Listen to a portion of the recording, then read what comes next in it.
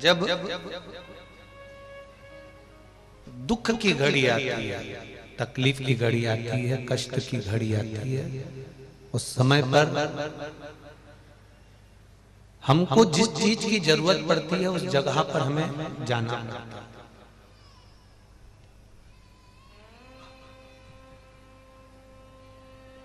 जब तकलीफ आती है, कष्ट आता है, दुख आता है, तब हम अपने घर की जो रकम होती है, सोना होता है, अपने घर की चांदी होती है, अपने घर के बर्तन होते हैं, अपने घर का जो सोना है, चांदी है, रकम है, इसको हम दुख की घड़ी में, तकलीफ के समय पर, कष्ट के समय पर इसको हम सुनार की दुकान पर ले जाते हैं।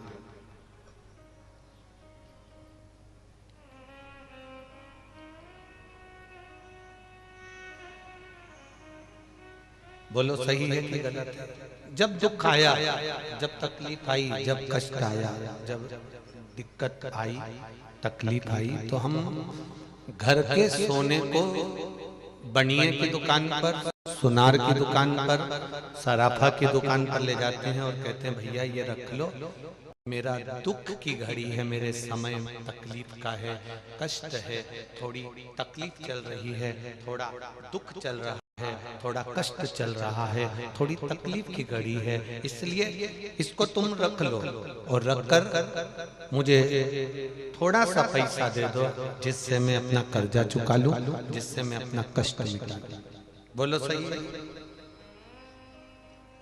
रखा हुआ सोना, चांदी, बर्तन हम बनिए की दुकान पर ले गए, हम सुनार की दुकान पर ले गए।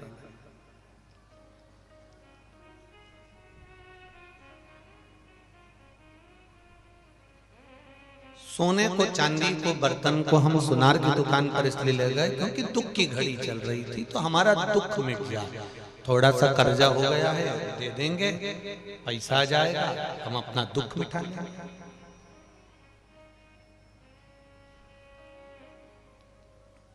जैसे दुख की घड़ी में घर का जेवर, घर का सोना चांदी सुनार की दुकान पर चला जाता है, और सुनार जो धन देता है वो कहता भी है ये तो भाभी के गले का हार है, ये तो भाभी के गले हाथ की चूड़ियां, और तुम इसको यहाँ लिया।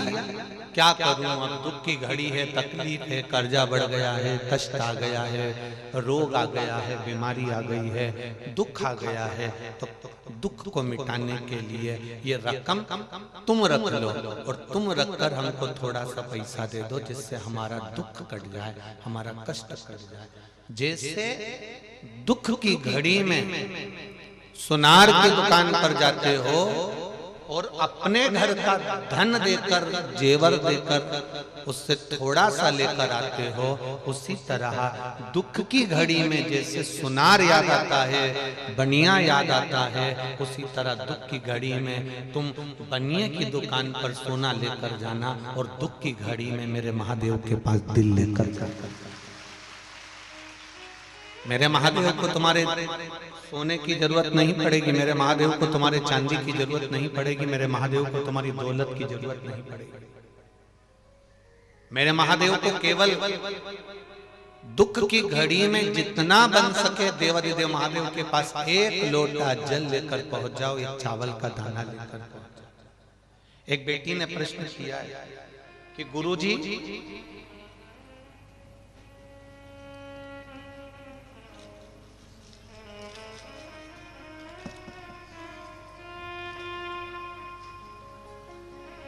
शिव जी को चढ़ाने के लिए क्या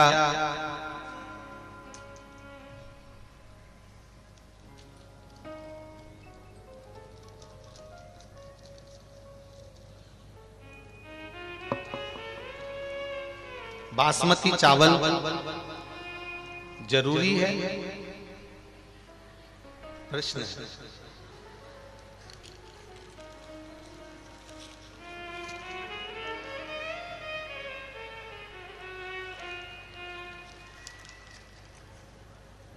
ये प्रश्न छत्तीसगढ़ के ही कर सकते हैं, पक्का है।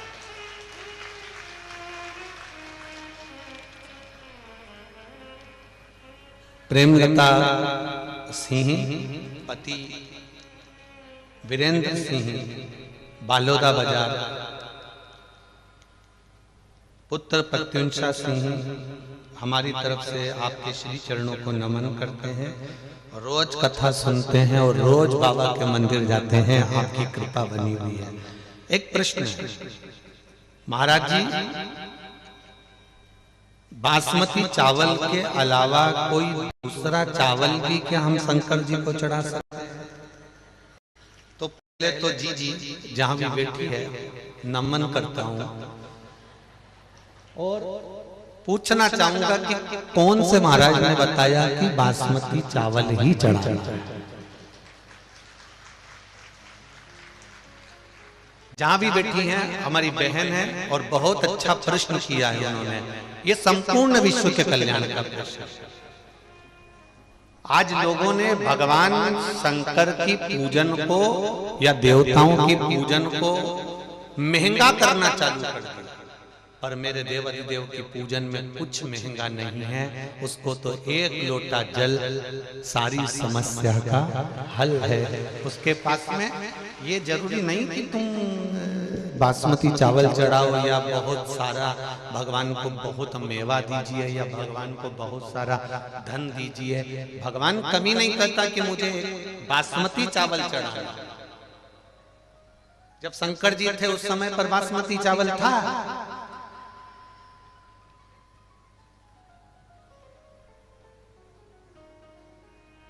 शंकर जी ने कभी पार्वती जी से बोला कि मेरे लिए बासमती चावल बना, मैं बासमती खाऊंगा?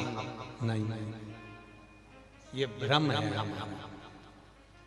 हमको लोग भटका देते हैं थोड़ा सा धन और वैभव के चक्कर में। ये सोचते हैं कि बासमती चावल अगर भगवान को चढ़ाएंगे तो हमको भी खाने को मिलेगा। ये इसमें श्रेष्ठता नहीं है। अक्षत होता है, चावल होता है। उस चावल का नाम कुछ नहीं है, उस चावल का नाम केवल अक्षत है। और वो अक्षत मेरे देवाधिदेव महाराज। अक्षत क्यों चढ़ाया जाता है ये भी एक बार समझ लें। अर्थात हमने अगर जल चढ़ाया है, हमने अगर बेलपत्री चढ़ाई है, हमने अगर फूल चढ़ाया है, हमने अगर प्रणाम करा है, हमने अगर आपको नमन करा है, तो हमारा करा गया दान, हमारा किया गया पुण्य, हमारा किया गया सत्कर्म अमर हो जाए, अक्षय हो जाए। वो कभी क्षय नहीं, इसलिए उसका नाम अक्षय।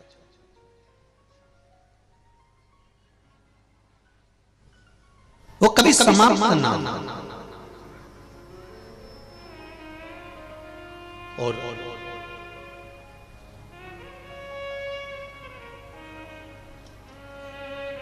पूरी दुनिया में दान करके देखिए, सारे व्रत कर देखिए, सारे उपास कर देखिए।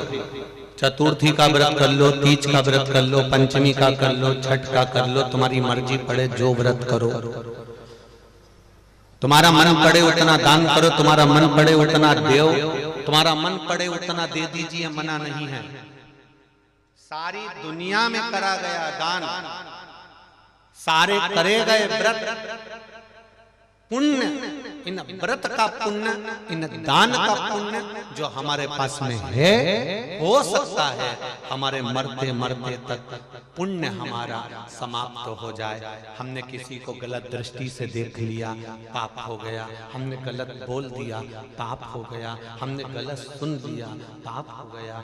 हो सकता है कि हमने जो पुण्य इकट्ठा करा था वो धीरे धीरे धीरे धीरे समाप्त हो जाए। पर शिव महापुराण में किया गया दान, शंकर के मंदिर में चढ़ाया गया एक अक्षत, एक लोटा जल, या शंकर के अनुमोदन में या शिव तत्व में या शंकर का नाम लेकर कोई व्रत करा है, शिव का नाम लेकर कोई दान करा है, शंकर का नाम लेकर कोई पुण्य करा है, तो वो कभी समाप्त नहीं होता, वो अजर और अमर। वो कभी समाप्त नहीं हो सकता।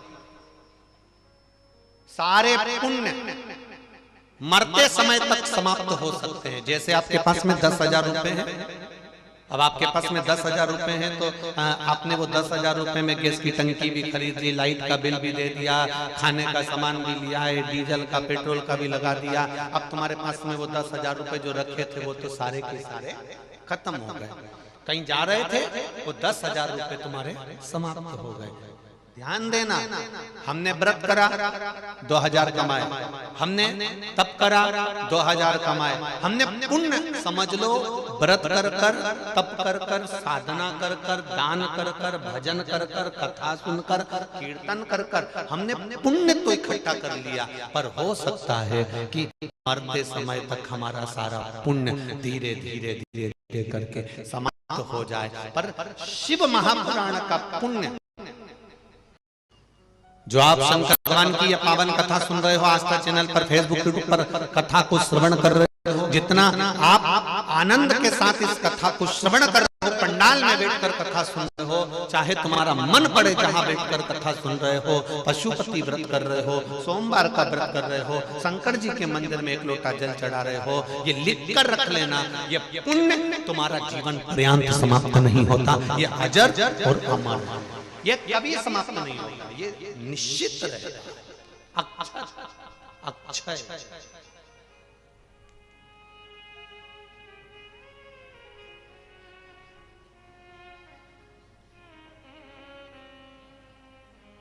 वो कभी समाप्त होने वाला नहीं है।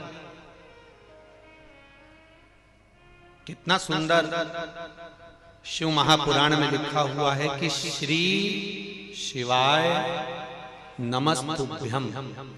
इस मंत्र का जाप करने वाले व्यक्ति का केवल मुख का दर्शन कर लेते हैं तो हमारे जिंदगी के करे हुए सारे पाप नष्ट हो जाते हैं, केवल मुख का दर्शन।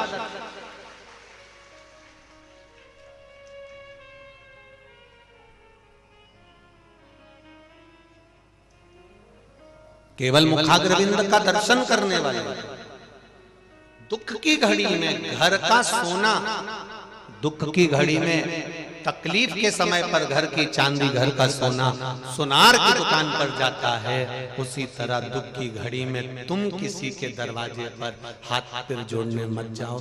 दुख की घड़ी आए तो जैसे घर का सोना सुनार के पास जाता है, ऐसे दुख की घड़ी में तुम मेरे महादेव के पास जाओ और उससे दिल से कहो, वो दिल से सुने, कहो उसको।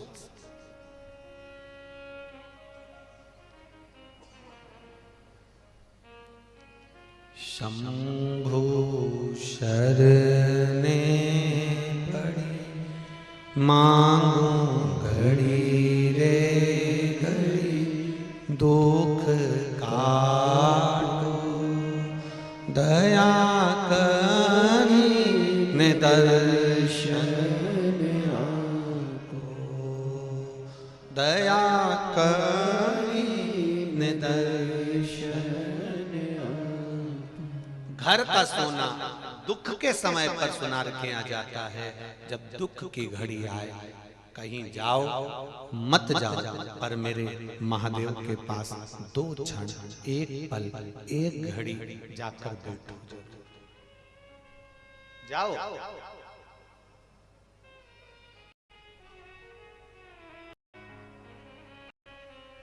दुनिया के लोग कहेंगे कि शंकर जी की कथा में जाने से मिलता क्या है? कुछ मिले चाहे ना मिले, पर इस दिल को सुकून बहुत मिलता है। कुछ मिले ना मिले, सुकून मिलता है।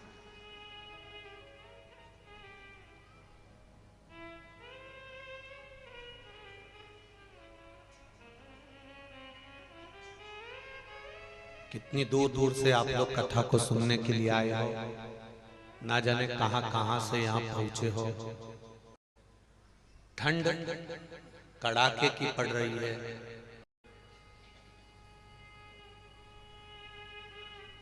एक एक कम्बल ओढ़ ओढ़ के रात भर 2-3 बजे तक भजन करना, 2 घंटे की नींद ले लेना, और फिर सुबह से उठकर बैठकर फिर भगवान की भक्ति में रम जाना। तुम्हारे बराबर दुनिया में कोई साधु, कोई सन्यासी, कोई तपस्वी नहीं।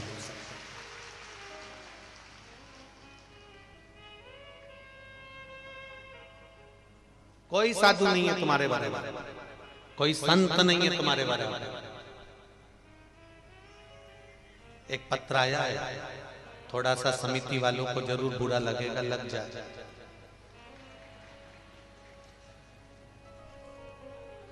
जहां की कथा हम जहीं छोड़कर जाते हैं, इसलिए बोलने में पीछे हटते नहीं है। वैसे ईश्वर वाला महाराज बेकार है और बेकार से।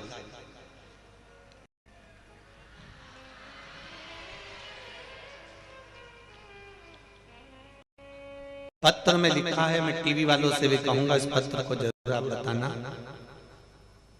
निशुल्क की चाय नहीं चाहिए, निशुल्क का नाश्ता भोजन नहीं चाहिए, निशुल्क का भोजन भी नहीं चाहिए। हमें केवल पंडाल में बैठकर शिव महापुराण की कथा चाहिए।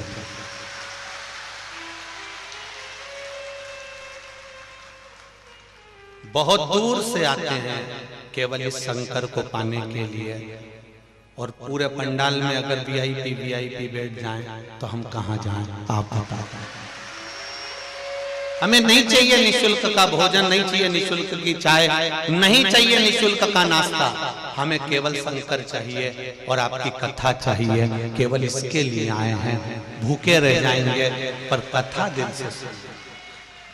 अब मेरा थोड़ा सा इस व्यासपीठ से समिति से भी निवेदन है, जो कार्यकर्ता हैं उनसे भी निवेदन है। बहुत दिल में इनके इतनी ठंड में, कड़ाके में, आपके घर के जितने कार्यकर्ता बैठे हैं, अपने घर की माता को, अपने घर के पिता को इतनी कड़क की ठंड में यहाँ लाकर पटक कर देखो एक बार। उनको यहाँ लाकर रखिए और इतनी कड़ाके की ठंड में जितना ठंडा पानी हो तो ठंडे पानी में नहलाओ।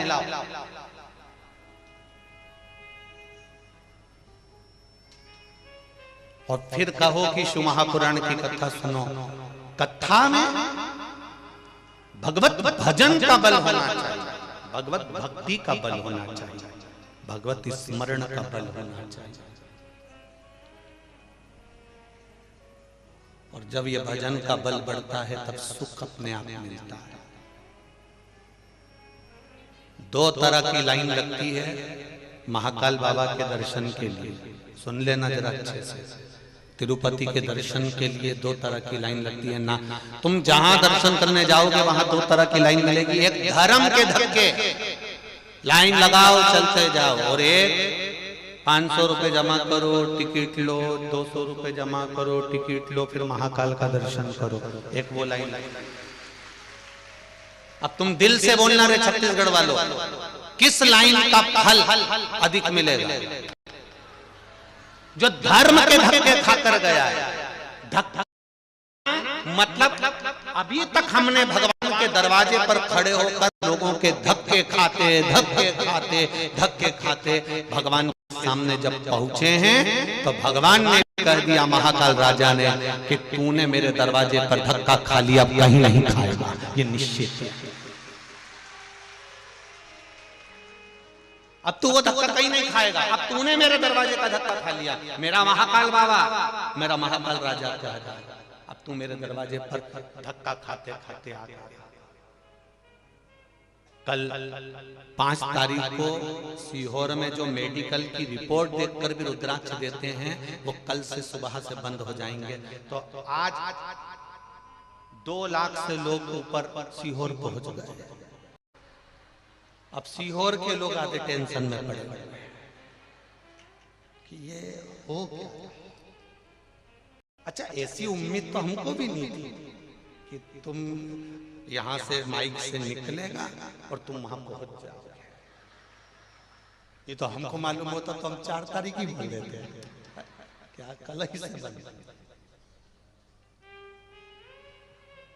और यहाँ जितनी ठंड पड़ रही है इससे 4 गुना ज्यादा ठंड सीहोर पड़ रही है। 4 डिग्री टेम्परेचर है, यहाँ से ज्यादा ठंड पड़ रही है। उसके बाद भी आपका विश्वास, आपका भरोसा और आपकी दृढ़ता इतनी प्रबल है कि आप भक्ति के बल पर करो विश्वास शिव पर।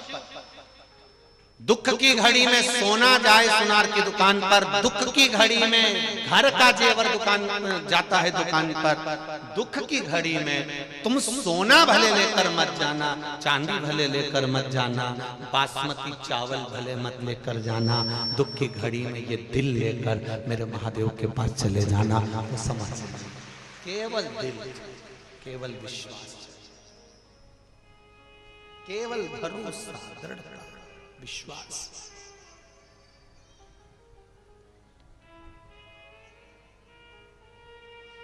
आग लगे आकाश में, पृथ्वी पर गिरे अंगारे, जो सतगुरु ना होते तो मर जाते सारे। ये उसकी कृपा से हम जीवित हैं, उसकी कृपा से हम बचे हुए। और विश्वास की दृढ़ता होती है, विश्वास का जब बल बढ़ता है, दृढ़ता बढ़ती है, भरोसा बढ़ता है, जब भगवान के चरणों की भक्ति बढ़ती है, तब जीवन का एक सुख अपने आप प्राप्त हो जाता है। एक माता ने पत्र में लिखा है कि मेरे यहाँ जो काम करती है भाई, उसको गठान हो गई थी चेस्ट में और 2 गठान हो गई थी। जिसने लिखा है वो बालोदा बाजार की कोई माता है। मैं कहूंगा एक बार कहीं बैठी हो तो खड़ी खड़ी देखिए,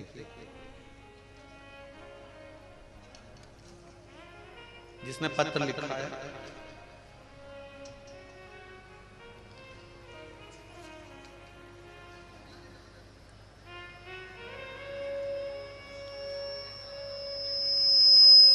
शंभो शरणे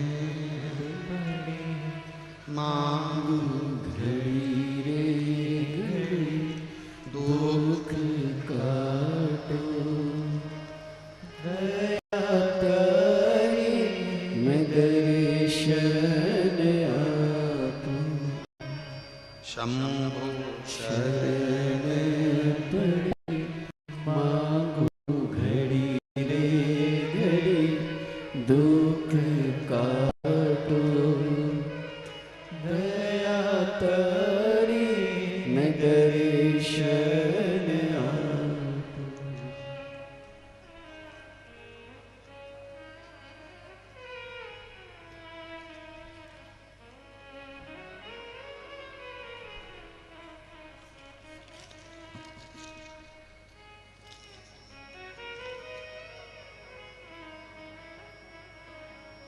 शंभो शरणे पड़ी मांगू घड़ी रे घड़ी, दुख काटो दया तारी, मैं दर्शन आपू। ओ दया तारी, मैं दर्शन आपू। पत्र इसी में कहीं है, जो जिन्होंने लिखा है वो खड़ी हो जाए अगर बैठी हो, कि हमारे यहाँ कोई एक कार्य करती है भाई, और उनको चेस्ट में गठान हो गई, और हॉस्पिटल में भी दिखाया, दूसरे हॉस्पिटल में भी दिखाया, फिर बाद में शिव जी पे चढ़ा हुआ जल और एक बेलपत्र खाना चालू करी, तब जाकर खड़ी। हाँ, दोनों हाथ हिला देना दीदी जहां भी हो। हाँ, उधर है क्या? दोनों हाथ हिला तो एक बार ऐसे दिख जाओगे। श्री शिवाय नमस्ते। तो उन्होंने लिखा, हमने डॉक्टर को भी दिखाया, बालोदा बाजार में भी दिखाया, फिर रायपुर दिखाया, पर आराम नहीं लगा। पर एक लोटा जल और एक बेलपत्र शिव को चढ़ी हुई खिलाई तो गठान धीरे धीरे गल गई, शिव की कृपा से। बैठो बहन, हर हर शिव तत्व इसको कहते हैं। आप जितना विश्वास कर कर भगवान शंकर को जल चढ़ाओगे, जितना विश्वास कर कर आप भगवान शंकर की शरणागति ग्रहण करोगे, जितना विश्वास कर कर आप शंकर भगवान को रिझाओगे, उतना देवदेव महादेव। चढ़ाना भी कितना है? एक चावल का दाना, एक बेलपत्र। और बेलपत्र नहीं भी है तो शिवजी पे चढ़ी हुई बेलपत्र धोकर वापिस भगवान शंकर को चढ़ा देने पर भी मेरा शिव स्वीकार कर लेता है। उसके मन में ये भाव नहीं होता कि तुम कहां से दे रहे हो, किसका दे रहे हो। वो तो ये मानता है कि तेरा स्पर्श मात्र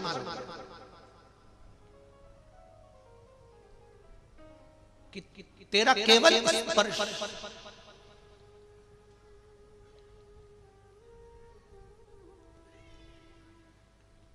कितनी सुंदर कथा मिलती है महाराज। एक कथा का स्मरण आता है।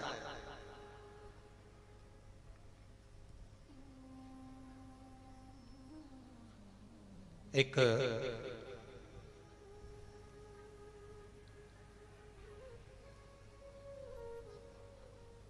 बार देवऋषि नारद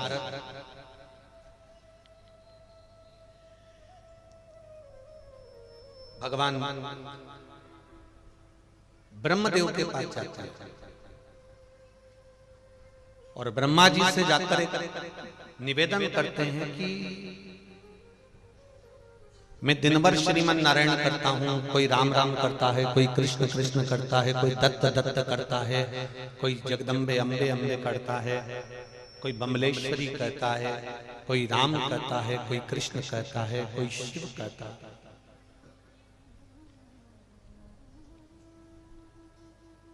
अगर मान लो भूमंडल पर संसार सागर में कोई भगवान शंकर का नाम लेने वाला है, भगवान शिव का स्मरण करने वाला है, तो उसके स्पर्श का क्या लाभ है, उसके स्पर्श का क्या सुख। ब्रह्मा जी ने कहा एक बार काशी में चंद्रवंश के अंतर्गत एक बड़े वीर राजा हुए जिनका नाम था दशहर, जिनका नाम दशहर था और जिनका विवाह एक बड़ी सुंदर कन्या के साथ में जिसका नाम था कलावती के साथ हुआ। दशहर जो राजा थे वो बड़े दानी थे, पुण्यात्मा थे, भजनी थे, कीर्तनी थे, स्मरण करने वाले थे। जरा देखिए आशुतोष भगवान का चरित्र। आप लोग जो पशुपति व्रत करती हो, आप लोग जो जल चढ़ाने जाते हो, आप लोग एक चावल का दाना चढ़ाने जाते हो, आप एक धतूरा, एक बेलपत्र, एक फूल की पंखड़ी चढ़ाने जाते हो, या नहीं भी चढ़ाकर शंकर मंदिर को मात्र दर्शन कर कर जाते हो, वो भी नहीं कर पाते तो शिखर का दर्शन कर कर निकल जाते हो। वो एक शब्द इस दशहर राजा का शिव महापुराण का श्रवण करिएगा। दशहर राजा की धर्म पत्नी कलावती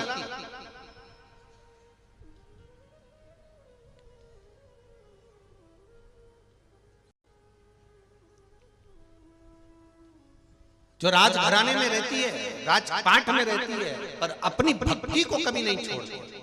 उसका नियम, ब्रह्मा जी कहते हैं उसका एक नियम बड़ा प्रबल है। एक लोटा जल लेकर भगवान शंकर के मंदिर में जाती है, मंदिर को पहले पूरा साफ करती है, साफ करने के बाद एक लोटा जल देवादिदेव महादेव को समर्पित करती है। फिर उसका एक नियम रहा है कि वो जल चढ़ाने के बाद में जो जलाधारी है, ये आज तो लेटर में भी शंकर जी हैं तो आपको समझा दें। हम देखो ये यहाँ जल चढ़ाया, जितने लोग टीवी पर देख रहे हैं वो भी देखिए, यहाँ जल चढ़ाया। जल चढ़ाने के बाद दशहर राजा की जो धर्म पत्नी है कलावती, वो इस जगह पर जहाँ जलाधारी है, आप भी देख लीजिएगा, जहाँ जलाधारी है उस जगह पर वो अपना हस्त कमल रख देती है। जो जलाधारी होती है इस जगह पर, इस स्थान, और जितने लोग टीवी पर देख रहे हैं इस स्थान, वो अपने हस्त कमल को कलावती।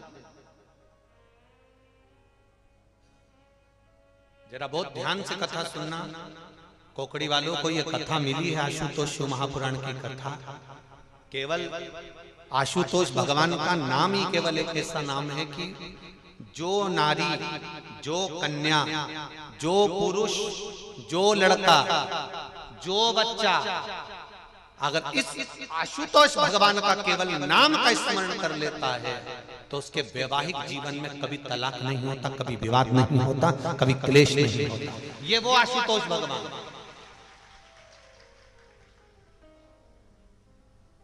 और अपने को मौका मिला इसको समझने के लिए।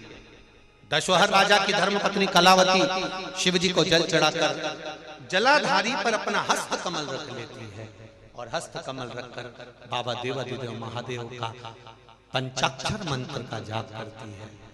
नमः शिवाय, नमः शिवाय, ओम नमः शिवाय, नमः शिवाय, नमः शिवाय। हाथ रखा, जाप। उसकी चित्तवृत्ति में जो मंत्र भगवान शंकर का है वो मंत्र उसको स्वीकार कर लेती है। कभी वो श्री शिवाय नमस्तुभ्यम, कभी वो पंचाक्षर, कभी वो महामृत्युंजय, वो मंत्र का, कभी गौरी शंकर के मंत्र का भी स्मरण कर लेती है। और स्पर्श चली, रोज का नियम, जल चढ़ाया, स्पर्श किया, चली। आज राजा रानी जब मंदिर से आ रही थी तो राजा ने रानी को देखा तो इतनी सुंदर लग रही थी, इतनी सुंदर कि राजा ने उस रानी को आज तक इतनी सुंदर कभी देखा ही नहीं था।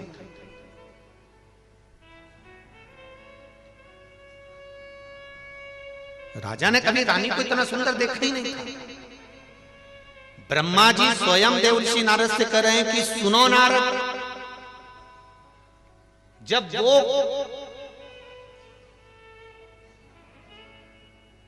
जिस समय पर वो नारी कलावती कुंवारी थी तब भी राजा को इतनी सुंदर नहीं लगी, जब विवाह हुआ तब भी इतनी सुंदर नहीं लगी। दशोहर राजा को उस दिन वो इतनी सुंदर लगी जिस दिन वो देवाधिदेव महादेव के मंदिर से आ रही थी। हमने पहली कथा में कहा क्रीम की चमक 3 महीना, 2 महीना, 4 महीना रहेगी। क्रीम की चमक 2, 4, 8 दिन रहेगी, पर तुम्हारे अच्छे कर्म की चमक जिंदगी भर रहेगी।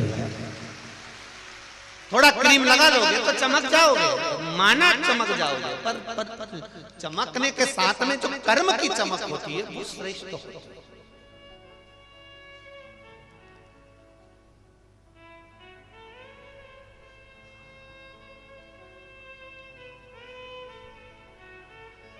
अच्छे कर्म की चमक जीवन पर्याप्त करे, वो कभी समाप्त नहीं हो सकती। अब दशोहर राजा ने कहा कितना सुंदर लग रही है ये, तो कितनी सुंदर लग रही है, इतनी सुंदर। और दशोहर राजा ने तुरंत उसी समय, उसी पल, उसी घड़ी राजा ने तुरंत रानी को देखा, रोका उसको। सुनो सुनो, रानी शिव भक्ति में लगी थी, शंकर के भजन में लगी थी।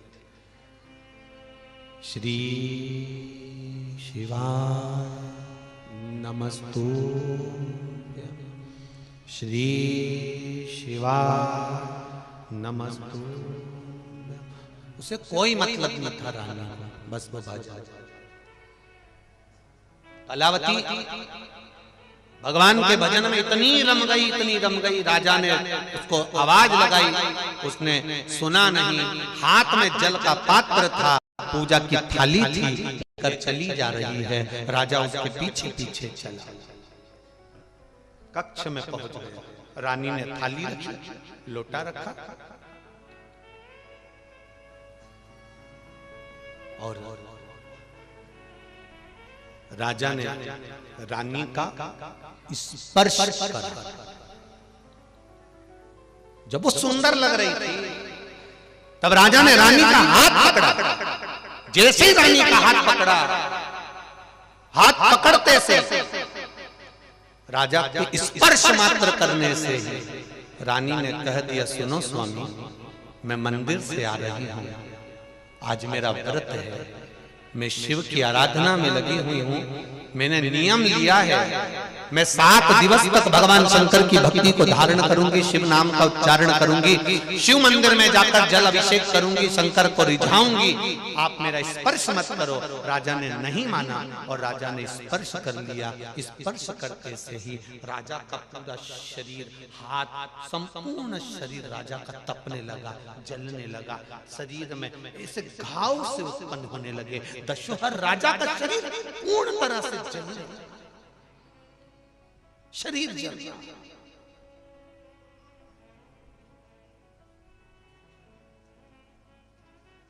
कलावती कह रही आप मुझसे दूर हो जाओ, आप मुझसे दूर हो जाओ। राजा ने फिर भी नहीं माना। हाथ जल रहा है, शरीर तप रहा है रानी का, और तपते हुए शरीर को भी राजा दशहर ने पकड़ना चाहता। रानी ने फिर कहा आप मेरे शरीर का स्पर्श ना करो, क्योंकि मैं देवालय से आ रही हूँ, मैं शिवालय से आ रही हूँ, शंकर के मंदिर से आ रही हूँ, शिव के द्वार से आ रही हूँ, शंकर के शिवालय से आ रही हूँ। किसी मंदिर से अगर मैं आती तो चल जाता, पर मैं आ रही हूँ शिवालय से। मंदिर में और शिवालय में अंतर होता है। मंदिर में भगवान की मूर्ति की प्राण प्रतिष्ठा रहती है, और शिवालय में शंकर का शिवलिंग रहता है। भले वो प्रतिष्ठित हो गया, पर शिव रोज भ्रमण पर जाते हैं, इसलिए वो उनका घर है, वो शंकर का घर है, वो मंदिर नहीं, शिवालय है। शंकर जहां निवास कर रहा है, दुख मिटाने के लिए जहां बैठा है, कष्ट मिटाने के लिए जहां बैठा है, हमारे रोग तकलीफ को मिटाने के लिए जहां बैठा है, वो शिव शिवालय के अंदर बैठा है। तुम मेरा स्पर्श मत करो। नहीं माना राजा। राजा का शरीर तप गया, पूरे शरीर में छाले पड़ गए। दशरथ राजा के पूरे शरीर में छाले छाले, पूरा शरीर। आखिरी में नहीं रहा, राजा की आंख से आंसू बहने लगे। कलावती से नहीं सहन हुआ। कलावती ने कहा, स्वामी मैंने मना करा था, आप मेरा स्पर्श मत करो, आप मेरा स्पर्श मत करो, मैंने मना करा था।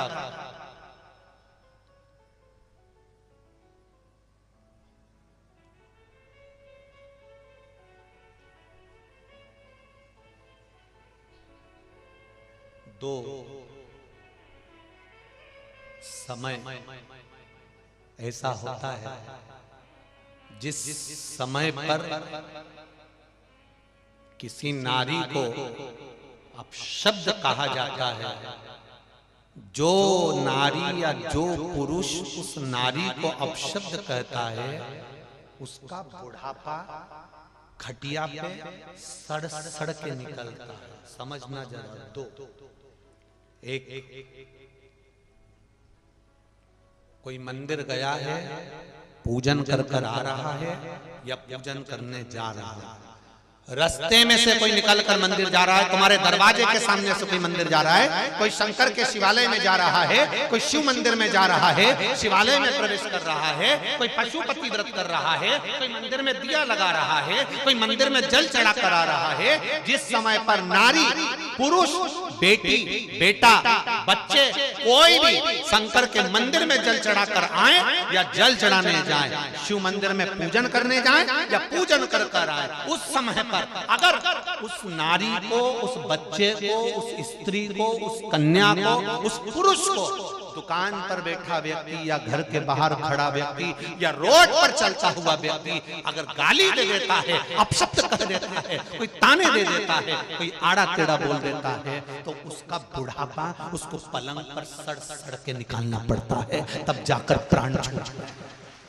उसके घर के लोग 4 बार गीता जी सुना देते हैं, 25 बार गंगा जल पिला देते हैं, बार बार भगवान से प्रार्थना करते हैं, इसको उठा लो, अब ये सड़ रहा है, अब ये गल रहा है, तो भी उसकी अंत गति बिगड़ जाती है, तो भी परमात्मा उसको लेता नहीं है। इसलिए बड़ा ध्यान रखने वाली बात है।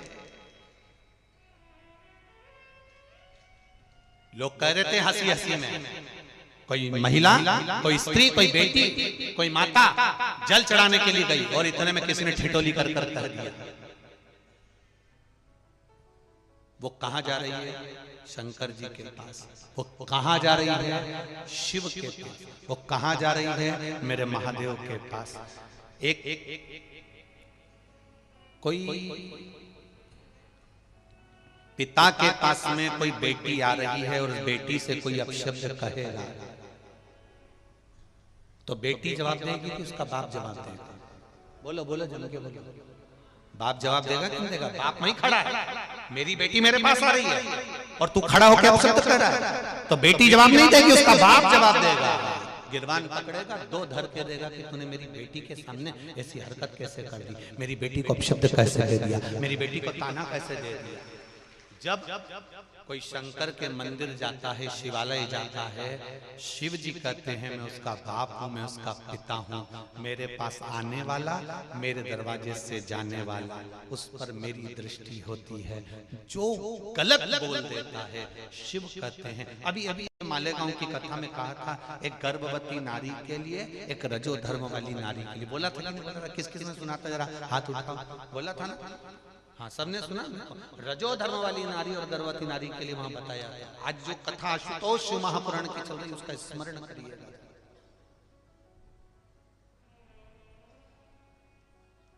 देवालय जाने वाला, शिवालय जाने वाली नारी हो, कन्या हो, पुत्र हो, पुत्री हो, बेटा हो, बेटी हो, पुरुष हो, किसी को अपशब्द नहीं करना, भोगना पड़ता है शरीर को। क्यों कहें हम बुरा? हम बुरा कैसे कह रहे हैं? हम किसी को बुरा करने के लिए हमारा जन्म नहीं हुआ।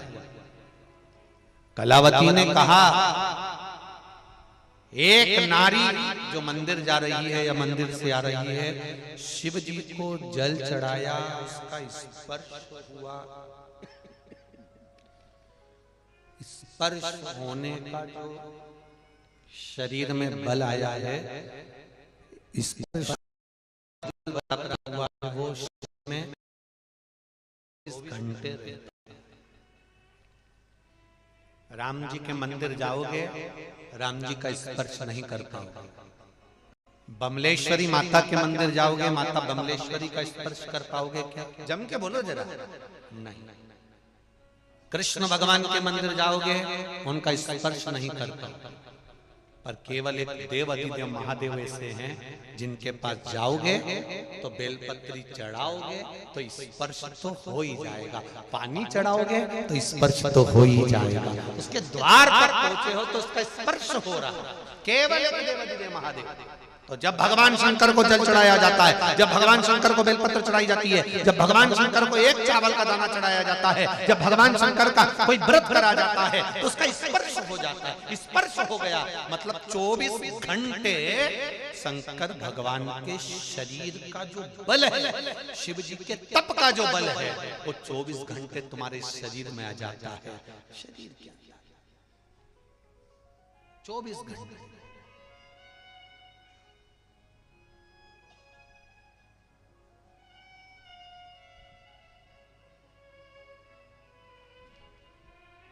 कोई सवेरे सवेरे एक भैया यहाँ पर कहीं से बोल रहे होंगे कि माताओं से निवेदन है अपने गीले कपड़े इधर उधर नहीं डालने, ऐसा बोल रहे थे। फिर उन्होंने बोला कहीं करंट का तार टूट गया है तो कहीं उसमें करंट ना आ जाए, इसलिए गीले कपड़े नहीं डालने। सब माताएं चतुर्थी सबने अपने अपने कपड़े उठा, ठीक है। अब इनने तो कहा कि वो करंट का तार टूटा और उसका स्पर्श ना हो, पर कोई तार ऐसा होता है, कोई बहुत पावर की लाइन जाती है ना, तो वो इतनी दूर से खींच लेते हैं। बोलो री जी सही है, कहीं कहीं का पावर का तार हो, बहुत पावर का हो, तो वहां से आदमी को खींच ले, यहाँ से इतनी दूर से। तो कि मैं तो वहां से जा रहा था पर करंट कहां से लग गया इसको, तो जातो उधर से रहा था, कुछ नहीं, वो पावर का तार था। मेरा महादेव उस पावर का है कि दूर से ही कल्याण कर देता है। वो शिव है, वो शंकर है।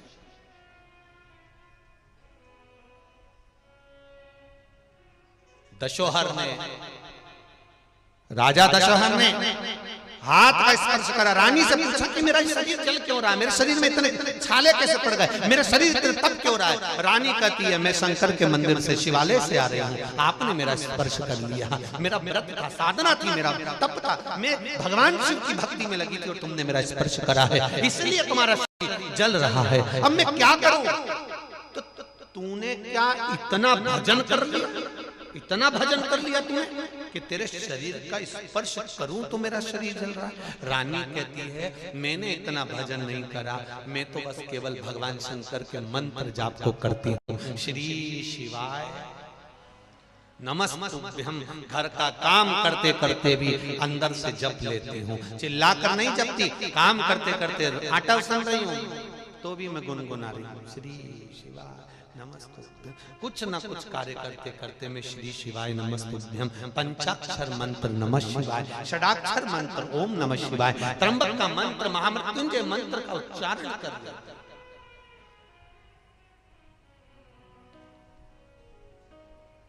तो क्या भगवान के मंत्र का कितना फल है? हाँ, तुझे ये मंत्र दिया किसने था? एक बार में शंकर भगवान की पावन कथा बट वृक्ष के नीचे शिव की कथा दुर्वासा ऋषि कह रहे थे, उन दुर्वासा ऋषि की कथा को सुनने के लिए मैं चली गई और कथा में जाकर बैठ गई। जब मैं कथा में जाकर बैठी तब दुर्वासा ऋषि ने इस मंत्र का जाप व्यासपीठ से कर दिया, वो मंत्र मुझे मिल गया।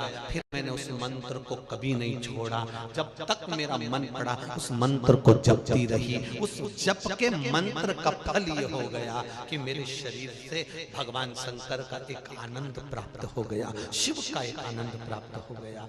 अब मैं क्या करूं? मुझे क्या करना है? राजा दशरथ ने पूछा, ये मेरे शरीर के छाले कैसे समाप्त होंगे? मैं करूं क्या? क्या करना पड़ेगा मेरे पाप को समाप्त करने के लिए, मेरे शरीर के ताप को समाप्त करने के लिए? तो कलावती ने कहा मैं कुछ नहीं कह सकती, पर इतना जानती हूँ कि गुरु की शरण में जाओगे तो कुछ न कुछ मिलेगा। राजा दशरथ अपने गुरु गर्ग बाबा के पास में, गर्ग मुनि के पास में पहुंच गए। गर्ग मुनि के पास में जाकर कहा, गर्गाचार्य जी कुछ कृपा करिए कि मैं कलावती जैसा तपबल प्राप्त कर लूं, मेरा शरीर जल रहा है। गर्ग बाबा ने भी उनको कहा, शिव मंदिर में जाना, जहां से शंकर को चढ़ा हुआ जल निकल कर जा रहा हो, उस जल को हाथ रख देना, केवल तू हाथ उस जल पर रखेगा उतने में तेरे शरीर का ताप और पाप समाप्त हो जाएगा। जल में वो फल है, उस जल में वो आनंद है, तेरा ताप और पाप दोनों समाप्त हो जाएगा। आप में से कितने लोग हैं जो शिव मंदिर में जाते हैं, शंकर जी का जो जल बहता है, चढ़ाया हुआ जल जो निकल कर जाता है, उसका स्पर्श करते हैं? कितने लोग बैठे हैं यहाँ? करते हो आप लोग? स्पर्श करना चाहिए। शिव जी को चढ़ाए हुआ जल जहां से बहकर जा रहा है उस जगह पर भले पानी हो चाहे नहीं हो, उस स्थान को भी अगर आपने स्पर्श कर लिया तो समझ लो कि जैसे शंकर का लगा हुआ चंदन का कुंत अपने मस्तक पर आता है, वैसे ही उस स्पर्श को कर कर मात्र मस्तिष्क पर लगाने से ये भाग्य की उल्टी रेखा भी सुलटी हो जाती है। ये उस जल का फल है, ये उस जल का आनंद है। क्यों कहते हैं? बच्चा जब जिद्दी रहता है, बच्चा जब रात्रि में बहुत ज्यादा रोता है, बच्चा जब पलंग पर बिस्तर पर गंदगी करने लगता है तो माताएं दवाई देती हैं, समझाती हैं, सब कुछ करती हैं, पर वो बच्चा जब तक ना जाने क्यों रात को रो जाता है, क्यों चमक जाता है, ना जाने क्यों रात भर रोता है, चिड़चिड़ करता है, क्यों? इसको मैंने खिला दिया, पिला दिया, सब कर दिया, उसके बाद भी ये चिड़चिड़ करता है, फिर भी रोता है, फिर भी ये गंदगी करता है, सब कुछ कर दिया तो भी गंदगी करता है। इसको 2 बार मैं रात्रि को उठाती हूँ, वॉशरूम कराने ले जाती हूँ, फिर भी ये गंदगी कर जाता है। उसका कारण हो सकता है कुछ हो, पर एक बेलपत्री शिवजी पे चढ़ी हुई, 1 लोटा जल चढ़ा हुआ, पानी बहता हुआ, जब उस जलाधारी यहां से नीचे गिर जाए और गिरकर जब उस छोटा सा नाली जैसा बना होता है ना, उसमें से पानी बाहर जा रहा हो, तब उस जगह पर हाथ से उस स्थान को थोड़ा सा रोक लो और वहीं से 4-6 बूंद उस पानी को लेकर आ जाओ। वही पानी उस बच्चे के होठों पर लगा दो या उसको पीने के लिए दे दो। वो बच्चा धीरे धीरे बिस्तर पर गंदगी करना बंद कर देगा। जिद्दीपन उस जल में इतना फल हो, ताप और पाप दोनों शिव के चढ़े हुए जल से कट जाते हैं। ताप पाप दोनों चले जाते।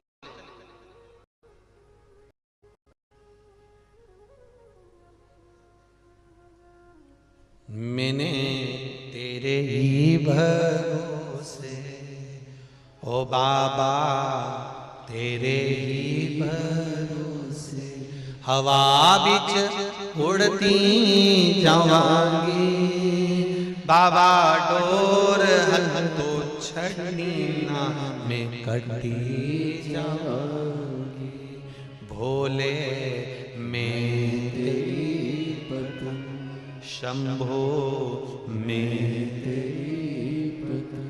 आपका पाप और पाप दोनों समाप्त हो जाए। कितना सुंदर भाव कहा। और आज आशुतोष शिव महापुराण की कथा में आप सबके लिए बड़ी सुंदर बात कहना चाहेंगे। जिसके शरीर में कहीं गांठ पड़ रही हो, चाहे वो बच्चादानी में हो, चाहे वो चेस्ट में हो, चाहे कहीं पर भी हो, शिव जी पे चढ़ा हुआ जल जब हाथ में झेलो, हाथ में जब झेलो, तब उस समय पर या तो पंचाक्षर या श्री शिवाय नमस्तुभ्यम मंत्र का जाप करते करते लेकर शिव जी की चढ़ी हुई एक बेलपत्री को लेकर शंकर भगवान के मंदिर के ही बाहर वीरभद्र का नाम लेकर, मणिभद्र का नाम, वीरभद्र नहीं मणिभद्र का नाम लेकर, जो भगवान शंकर के गण हैं, दरवाजे के द्वार पर हैं, मणिभद्र का नाम लेकर दरवाजे के बाहर बैठकर उसका आचमन कर कर उस बेलपत्री को वहीं पर खाना चालू कर दो। भले हफ्ते में 2 बार खाओ, धीरे धीरे गांठ गलना प्रारंभ हो जाएगी।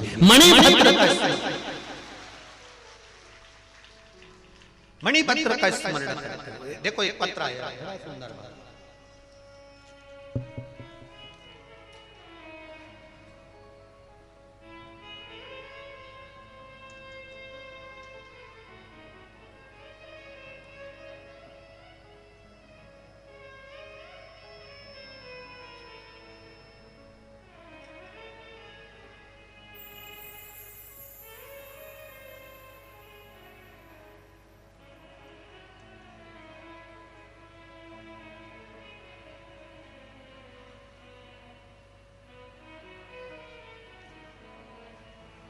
मेरा नाम श्रीमती ममता बाई यादव, मैं ग्राम कोकड़ी बालोदा बाजार की रहने वाली हूँ, जिस गांव में कथा चल रही है। आप ही हो, दोनों हाथ हिला दो एक बार। श्री शिवाय नमस्ते। मैं दूसरों के घर में साफ सफाई का काम करती हूँ गुरुदेव। मेरा पति बहुत मदिरा का पान शराब पीता था, गाली गलौज भी करता था, जिसके कारण मैं और मेरे परिवार वाले बहुत परेशान थे। एक दिन जब मैं मामा वेणु शंकर जायसवाल जी के यहाँ पर सफाई करते समय, वेणु शंकर जी के यहाँ जायसवाल जी के यहाँ सफाई करने के लिए गई, वहाँ टीवी पर शिव महापुराण की कथा आ रही थी। उस कथा में आप कह रहे थे कि टीवी की आवाज बढ़ाकर सुना करो। धन्यवाद, आपने सुना तो सही। टीवी की आवाज बढ़ाकर सुना करो। मैं सफाई करते करते टीवी की आवाज इन्होंने तेज कर दी और मेरे कानों में शब्द गया। कार्तिक मास के बैकुंठ चतुर्दशी के दिन शिवलिंग पर चढ़ी हुई तुलसी पत्र का और बेलपत्र का स्मरण आपने बताया था, वो मैंने करा और इनको दिया। बाबा की कृपा ऐसी हुई गुरुदेव, मेरे पति ने शराब को छोड़ दिया। तब से आज तक हमारे घर में शांति है और पूर्ण तरह से शराब मुक्त मेरा पति हो गया। मैं बाबा को प्रणाम करती हूँ। बैठो बहन। हर हर महादेव। शिव तत्व इसी को कहते हैं, भगवान शंकर का गुणगान इसी को कहते हैं। और आपके पति को भी साधुवाद देता हूं, आपके पति को धन्यवाद देता हूं, बहुत बहुत साधुवाद, जिन्होंने एक बार में शराब को छोड़ दिया, व्यसन को छोड़ दिया। बहुत बहुत साधुवाद।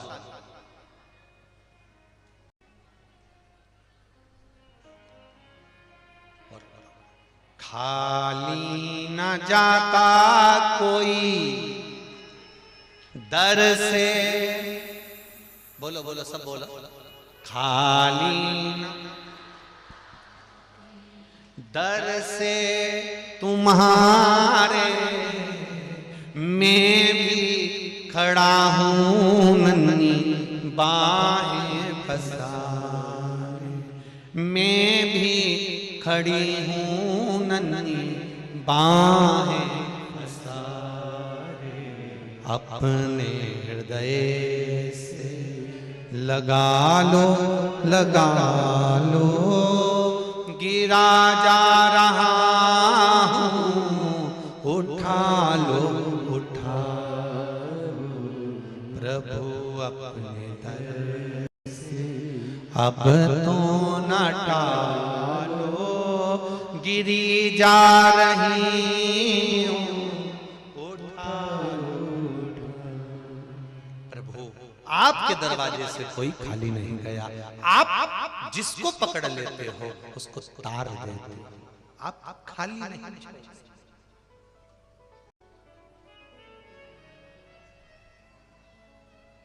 आप खाली नहीं छोड़ सकते। आपका भजन कीर्तन स्मरण कभी खाली नहीं।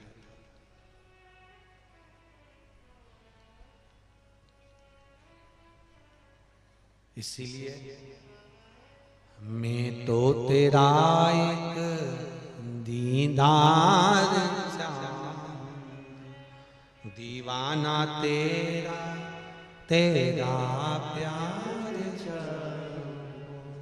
ओ काशी वाले रे, ओ डमरू वाले रे, ओ काशी वाले रे, ओ डमरू वाले रे, अब तो हो जा मेहरबान, हो काशी वाले रे, अब तो हो जा मेहरबान, हो काशी वाले रे, अब तो हो जा मेहरबान, हो डमरू वाले रे, अब तो हो जा मेहरबान, हो डमरू।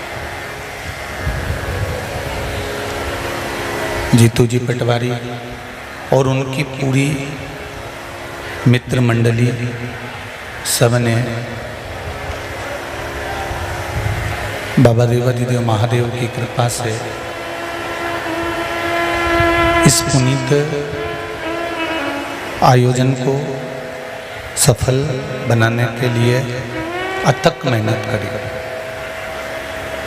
कथा के मध्य में विराजे परम पूज्य संत श्री अन्ना जी महाराज, श्री दत्त माउली सदगुरु अन्ना महाराज संस्थान इंदौर,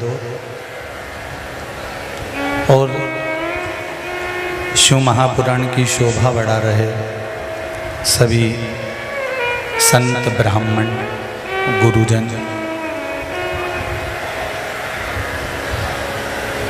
जो इस पुनीत पावन श्रावण शिवरात्रि शिव महापुराण की कथा का लाभ लेकर अपने जीवन को धन्य बना रहे हैं।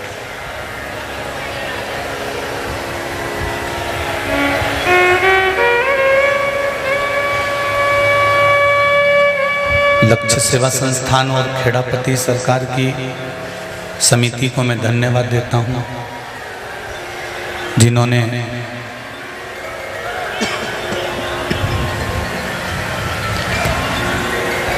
दो डूम की व्यवस्था आप लोगों के बैठने के लिए और कर दी। एक बार जोरदार ताली बजाकर जीतू जी पटवारी, भरत पटवारी और उनकी पूरी संस्था को बहुत बहुत साधुवाद।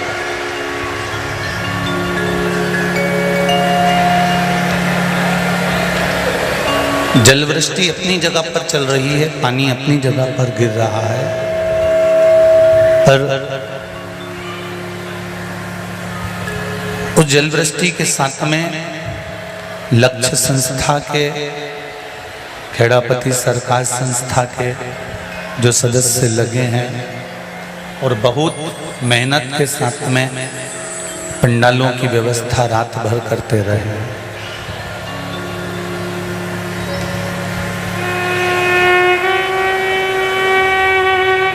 बड़ी मुश्किल से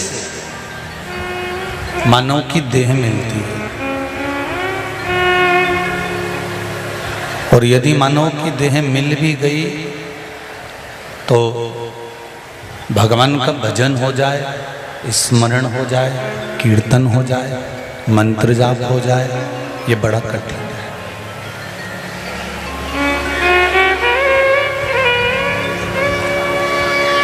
तेरी कृपा बिना न हिले एक भी अणु, लेते हैं श्वास तेरी कृपा से तनु तनु।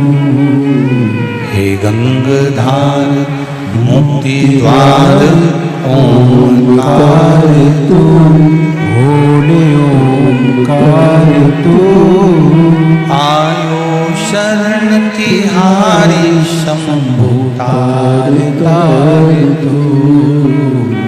बखान क्या करूं मैं रातों के का, चपटी बबूत में खजाना कुबेर का।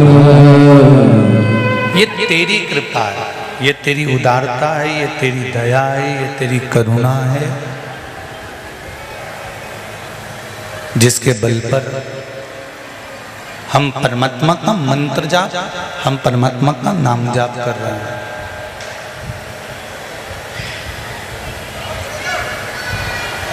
उसकी कृपा से मिला।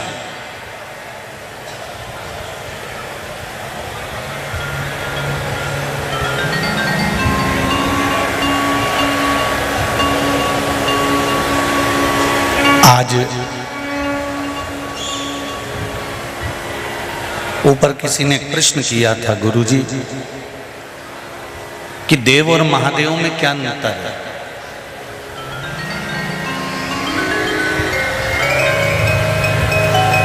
इन दोनों में अंतर क्या है? हम एक बात कहना चाहेंगे कि महादेव जो है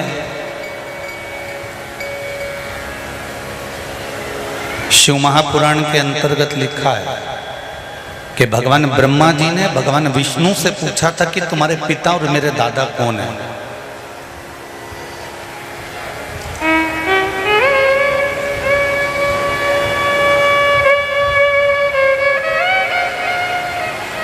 तब ब्रह्मा जी और भगवान विष्णु ने एक पर्वत का घर्षण करना प्रारंभ करा, मंथन करना प्रारंभ करा, और उस पर्वत का मंथन करते करते करते करते करते करते अग्नि का खंभ प्रकट हो गया, और उस अग्नि के खंभ में से एक लिंग प्रकट हो गया, और उस लिंग में से आवाज आई कि भगवान विष्णु के पिता के तुल्य में हूँ, भगवान विष्णु का पिता मैं हूँ और ब्रह्मा जी का दादा मैं हूँ।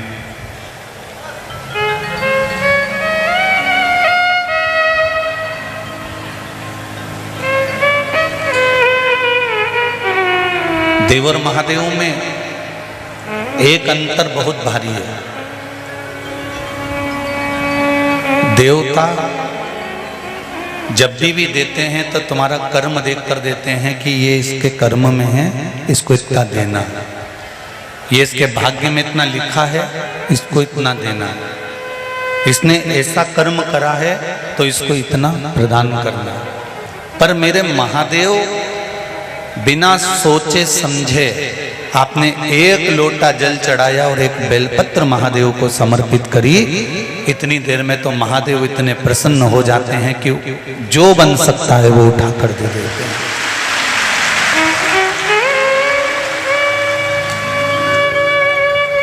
देव और महादेव में एक अंतर है, देव पल्ला झाड़ कर देते हैं और महादेव छप्पर फाड़ कर देते हैं, बस एक अंतर है।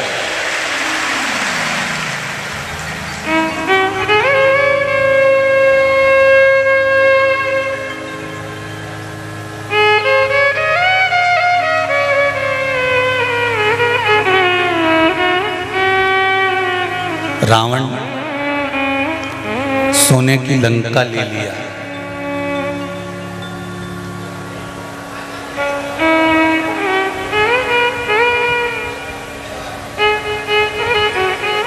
भस्मासुर हाथ का कंकण ले लिया,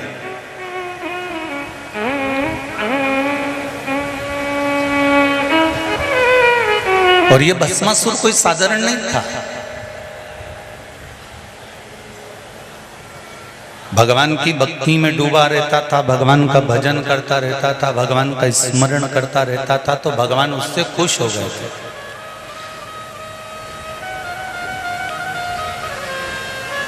तो भगवान उससे इतने खुश हो गए भोलेनाथ जी कि भोलेनाथ जी ने कहा कि तुम कैलाश पर रहो, हमारे साथ रहो, और तुम्हारा एक काम रहेगा कि हमारे लिए चिता की भस्म तुम ला कर दो।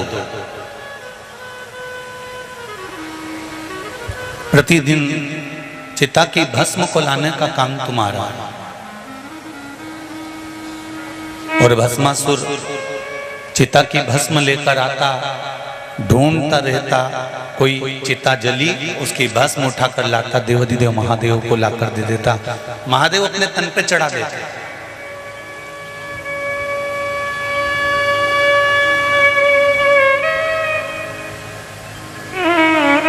एक बार भस्म ढूंढ ढूंढ कर थक गया, पर उसको भस्म नहीं मिली।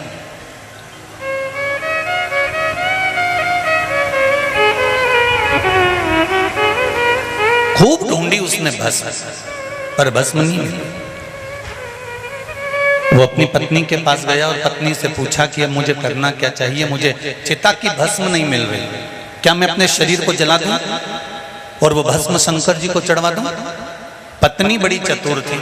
पत्नी ने कहा तुम अपने प्राण क्यों छोड़ते हो, एक काम करो, शंकर जी की आराधना करो, शंकर जी से कुछ ऐसा मांग लो, कब तक दूसरी फैक्ट्री का माल ला कर दोगे, अपनी खुद की फैक्ट्री चलना चाहिए। कब तक मुर्दों को ढूंढते रहोगे और उनकी चिता भस्म ढूंढते रहोगे, अपनी खुद की फैक्ट्री चालू करो। तो भस्मासुर ने पूछा खुद की फैक्ट्री कैसे? शंकर जी से वर मांगो कि मुझे ऐसा वर दो कि मैं जिस पे हाथ रखूं वही भस्म हो जाए, अपनी खुद की फैक्ट्री चालू हो जाएगी, जिस पे हाथ रखोगे भस्म हो जाएगा, भस्म लाके शिव जी को चढ़ा देना।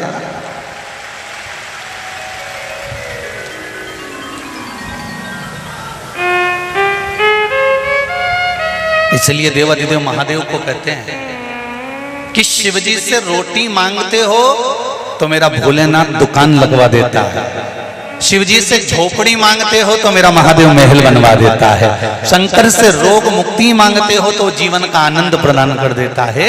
ऐसा मेरा देव अधिदेव महादेव है, कोई साधारण नहीं कहते हो महादेव। भस्मासुर ने तप किया, साधना करी, और बहुत तप साधना करने के बाद भगवान शंकर प्रसन्न हो गए। मांगो क्या चाहिए? तो कहा प्रभु आप मुझे ऐसा वर दे दो कि मैं जिस पे हाथ रखूं वही भस्म हो जाए। मैं भस्म ढूंढ ढूंढ के थक गया हूं, भस्मी मुझे कहीं मिलती नहीं है, बड़ा परेशान हो गया हूं, आप आशीर्वाद दो कि मुझे भस्म प्राप्त हो जाए, बस हाथ रखूं और जिस पे रखूं वो भस्म हो जाए। शंकर भगवान तो भोले भाले थे, उन्होंने अपने हाथ का कंगन उतार कर उसको दे दिया, इस कंगन को पहनकर तू जिस पे हाथ रखेगा वही भस्म हो जाएगा। इतने में पत्नी पीछे खड़ी थी कि प्रैक्टिकल यहीं कर लो ना, प्रैक्टिकल करने में क्या जाता है, यहीं करो और भस्मासुर शंकर भगवान पर हाथ रखने के लिए चला और शिव जी वहां से दौड़ पड़े भगवान विष्णु की ओर। तब भगवान नारायण ने सुंदर स्त्री का रूप रखकर भस्मासुर को स्वयं भस्म करवा दिया।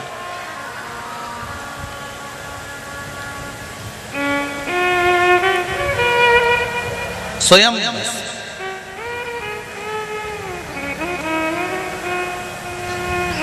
देवता देते हैं पल्ला झाड़ कर और महादेव देते हैं छप्पर हाड़ कर।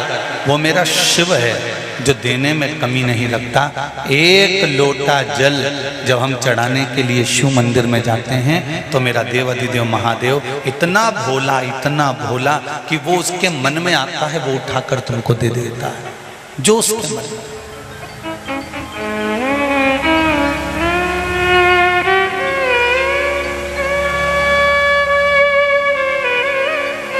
बस एक बात मेरे देव अधिदेव महादेव के लिए ध्यान रखना है कि मेरे शिव को न छल पसंद है, न झूठ पसंद है, न प्रपंच पसंद है। मेरे शंकर भगवान तो सत्यम शिवम सुंदर।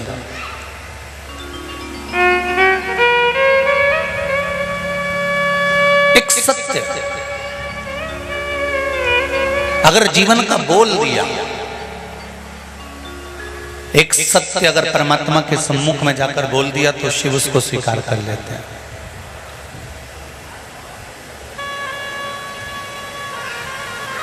गुरु को और महादेव को,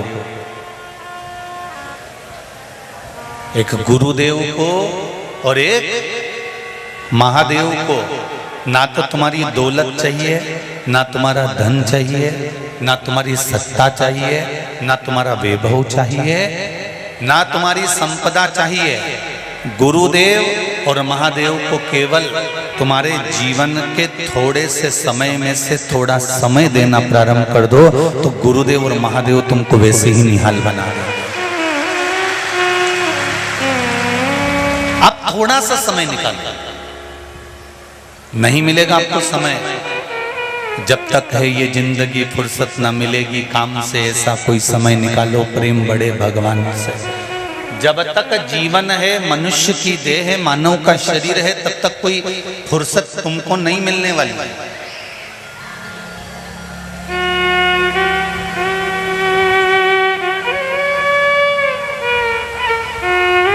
पर समय की कीमत को जानकर धन की आसक्ति, परिवार की आसक्ति, कुटुंब की आसक्ति और वैभव की आसक्ति को थोड़ा सा किनारे कर कर भगवान के चरणों की आसक्ति मूल करना पड़ेगा।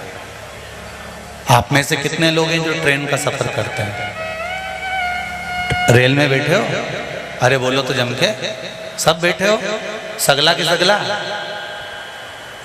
बहुत बढ़िया। अब ट्रेन चलते चलते चलते चलते किसी स्टेशन पे रुकी और तुम नीचे उतरे और उतरकर तुमने एक चाय ले ली 10 रुपए की, और तुमने चाय ली और तुम्हारे मुंह में रखी, एक ही घूंट पिया था और इतनी देर में ट्रेन चल दी।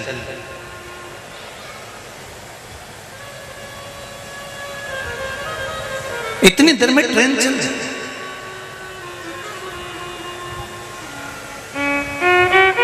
अब तुम चाय छोड़ोगे कि ट्रेन छोड़ोगे?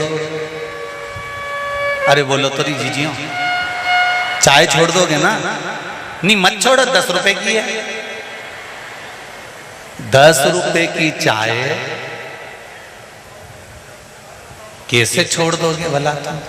नहीं, परंतु भैया ट्रेन में बैठना है, हमें मंजिल तक जाना है, इसलिए चाय को तो छोड़ो और ट्रेन को पकड़ो। चाय छोड़ दो, भले उसमें 10 रुपए लगे थे, भले उसमें 20 रुपए लगे थे, भले उसमें 25 रुपए लगे थे, पर तुमने चाय को छोड़कर ट्रेन को पकड़ा है, इसलिए कि तुम्हें मंजिल तक पहुंचना है। उसी तरह शिव महापुराण की कथा कहती है, ये परिवार, ये कुटुंब, ये कबीला, ये व्यापार, ये व्यवसाय, ये सारा सुख हमारा चाय के कप की तरह है कि एक ना एक दिन छोड़ना पड़ेगा और उसकी मंजिल तक जाना पड़ेगा। ये सब कुछ छोड़कर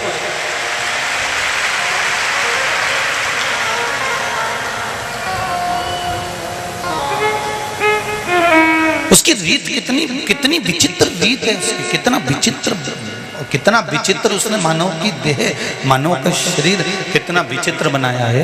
जरा विचार करिए कि बांध कर कोई नहीं लाया और बांध कर कोई लेकर भी नहीं जाया। मुट्ठी बांधे आया जग में, हाथ पसारे जाएगा। क्या तू लेकर आया जग में, क्या तू लेकर जाएगा। महाराज मुट्ठी बांधे आया है, हाथ पसारे, रिटर्न नहीं चल रहा। शिव महापुराण की कथा कहती है, भगवान का चरित्र कहता है, भगवान की कथा कह रही है कि भले मुट्ठी बांधे आए पर ये निश्चित है हाथ पसारे नहीं जाओगे। जो तुमने शिव महापुराण की कथा इस पावन प्रागण्य में बैठकर आस्था चैनल पर, फेसबुक, यूट्यूब पर श्रवण करी है, ये निश्चित है वो शिव महापुराण की कथा का पुण्य और भगवान के प्रति जो तुमने एक लोटा जल समर्पित करा है उसका पुण्य आपके खाते में जरूर जाएगा, खाली हाथ नहीं।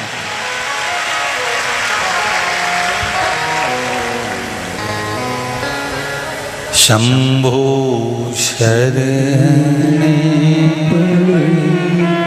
मांगू घड़ी रे घड़ी, दुख काटो दया करी निदर्शन आपो, दया करी निदर्शन आपो। आपके द्वारा किया गया पुण्य, सत्कर्म, भजन, कीर्तन, स्मरण, मंत्र जाप, ये आपके साथ नित्य जाने वाला। कुछ जाए ना जाए, कुछ पहुंचे ना पहुंचे, पर आपका भजन का जो बल है वो आपके साथ है। आपके भजन का बल आपके साथ नित्य है। एक बात, जब हाथी का पांव मगर ने पकड़ लिया,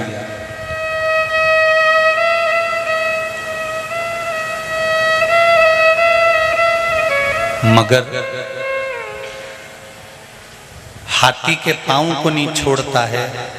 हाथी बहुत प्रयास करता है, अथक प्रयास हाथी ने करा पर हाथी का पांव नहीं छूटा। तब हाथी ने भगवान को बुलाया और भगवान ने आकर मगर का शीश काट दिया, ग्राह को काट दिया, ग्राह कट गया। हाथी को बुरा लगा।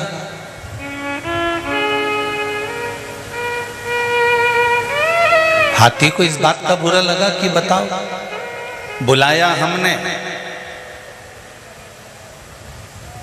आमंत्रण हमने दिया, निमंत्रण हमने दिया, अच्छा रोज एक लोटा पानी तुम चढ़ाओ और भगवान तुम्हारे पड़ोसी के बेटे को डॉक्टर बना दे, तुम्हारे पड़ोसी के बेटे को इंजीनियर बना दे, तुम्हारे पड़ोसी के बेटे को वो कलेक्टर बना दे, और जल चढ़ा रही तुम और उन्नति हो रही पड़ोसी की।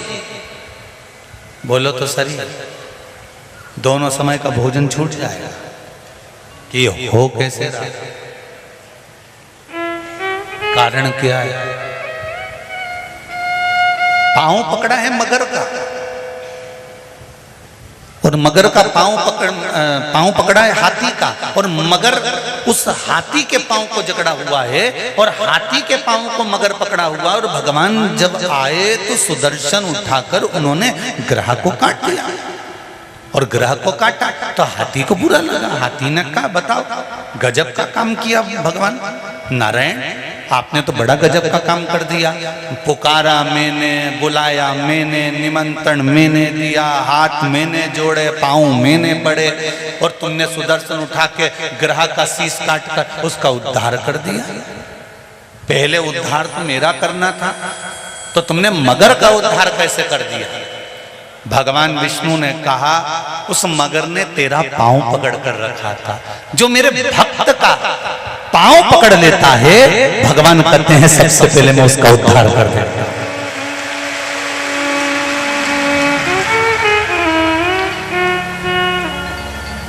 जो मेरे भक्त का चरण पकड़ लेता है। एक बात आपको पहले भी कथा में कही, आज फिर कह रहे हैं, जितने लोग कथा सुन रहे हैं आस्था चैनल पर, फेसबुक, यूट्यूब पर, और जितने इस पंडाल में सुन रहे हो, ध्यान से कथा सुनना।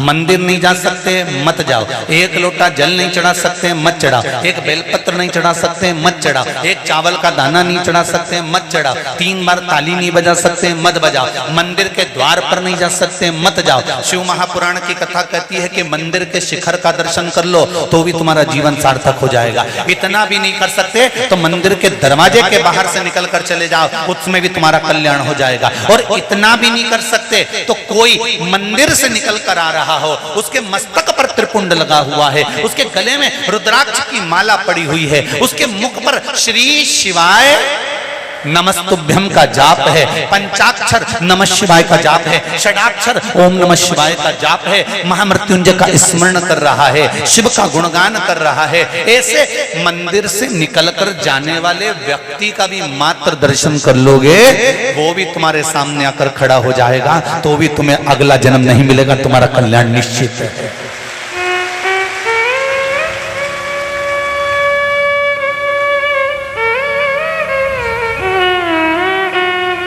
धर्म करो, सत्कर्म करो, पर धर्म का अपमान मत करो।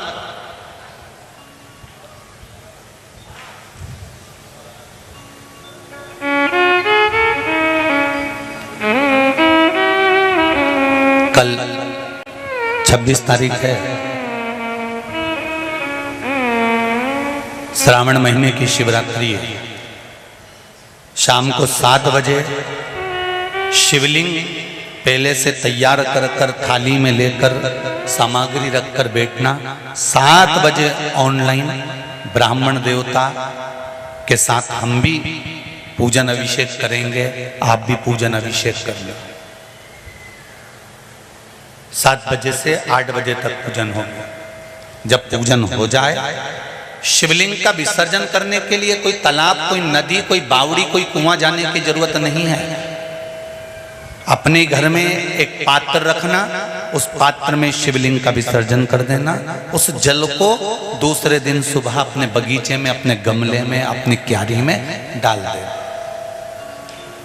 पर किसी स्थान के बाहर भगवान को ले जाकर पटक मत देना, क्योंकि तुम्हारे इंदौर वालों की जरा आदत बहुत खराब है।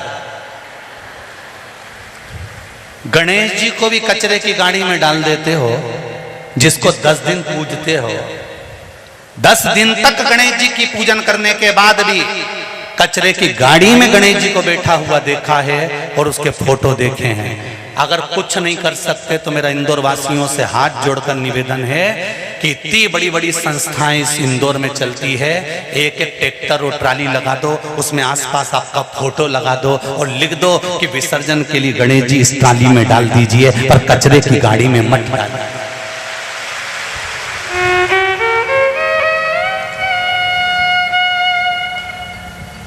एक तो सनातन धर्म को जागने में बड़ी देरी लगती है। सनातन धर्म जब जाग जाता है, हमारा हिंदू धर्म जब जाग जाता है, सनातन धर्म जब जागृत हो जाता है, तो लोग उस धर्म को हंसी का पात्र बनाने लगते हैं।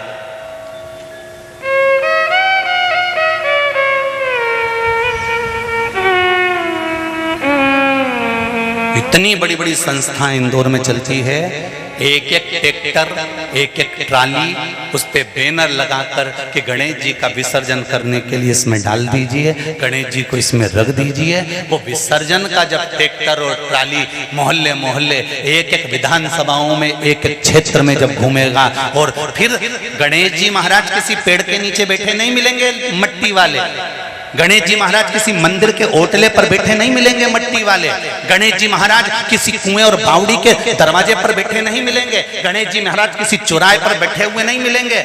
या तो गणेश जी बिठाओ तो उनका पूरा सम्मान करिए, वरना हाथ जोड़कर नमन कर लीजिए, पर आदर के साथ सत्कार के साथ 10 दिन गणेश जी की पूजन करते हो, तो 10 दिन के बाद जब उनका विसर्जन करो तो तुम अपने घर में ही गणेश जी रख लो ना। जब तक तुम नर्मदा नहाने नहीं जाओ तो धरे रहो और के रखो, गणेश जी मैं चलूंगी ना तब तुम्हें डुबकी लगा दूंगी, तुम तो रखो।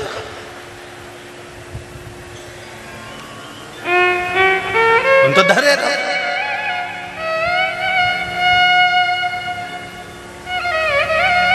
पर किसी भी देवी देवता का अपमान ना। बहुत लोग दुनिया में बैठे हैं केवल सनातन धर्म पर उंगलियां उठाने के लिए, बहुत से लोग बैठे हैं केवल सनातन धर्म पर आक्षेप लगाने के लिए। पर मेरा विश्वास है इस बार इंदौर नगर में मेरे गणेश जी महाराज कचरे की गाड़ी में नहीं जाएंगे, इतने विश्वास के साथ कहता हूं।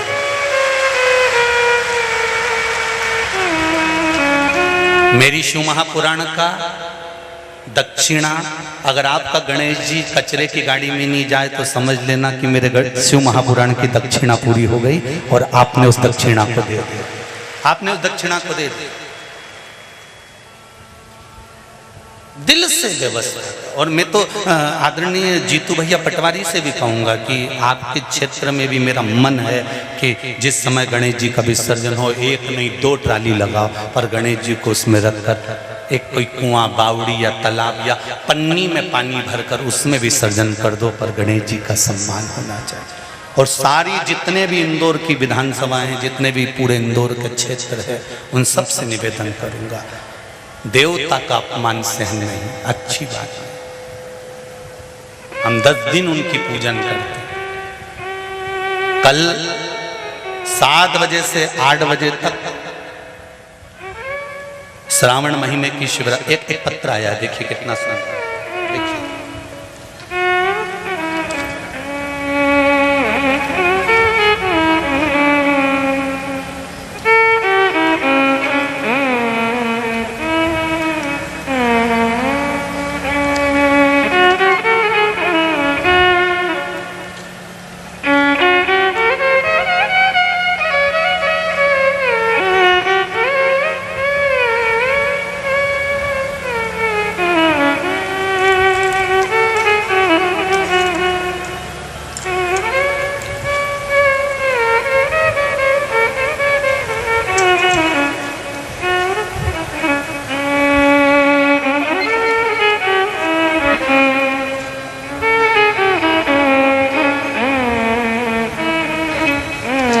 शंभो शरणे पड़ी मांगो घड़ी रे घड़ी दुख काटो दया करी न दर्शन आपो दया करी न दर्शन आपो शरणे पड़ी मांगो घड़ी रे घड़ी दुख काटो दया करी न दर्शन आपो।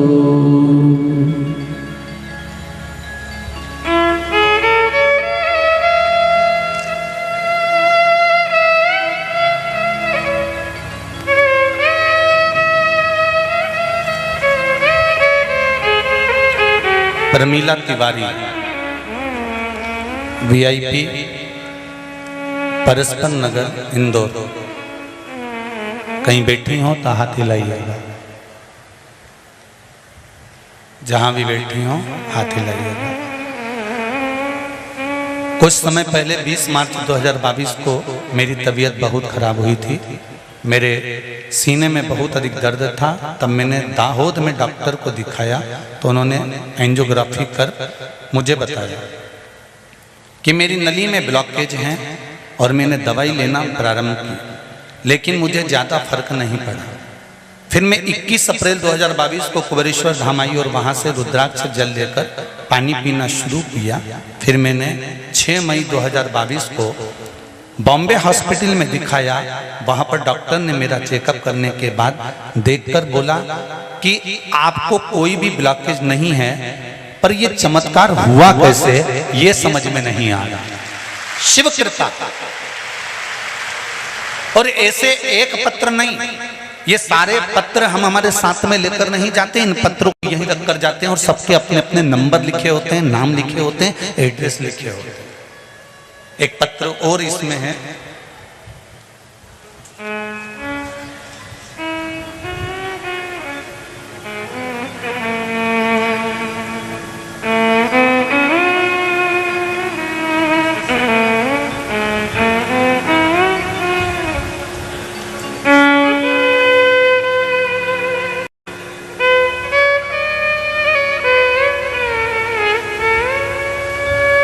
श्री शिवाय नमस्तुभ्यम।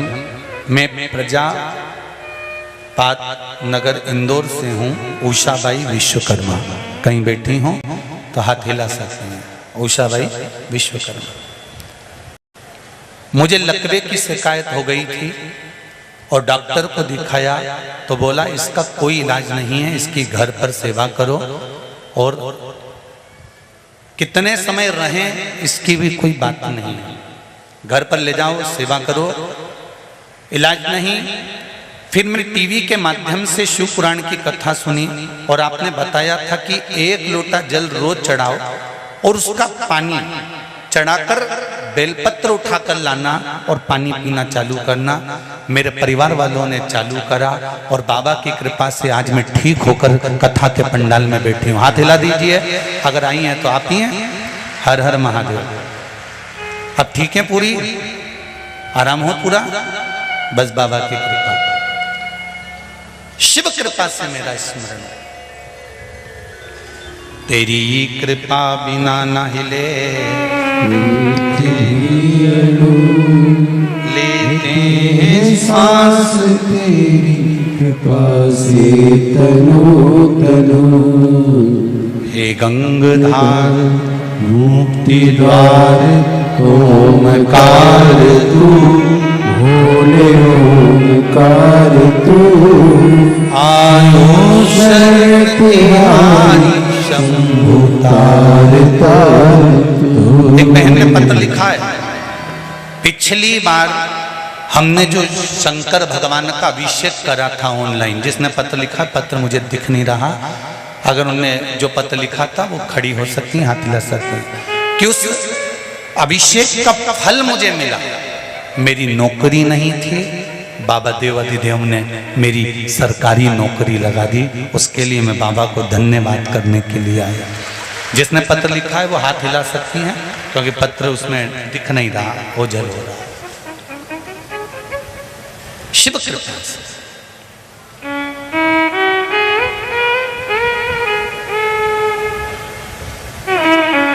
और फिर निवेदन करूंगा, श्रावण महीने की शिवरात्रि,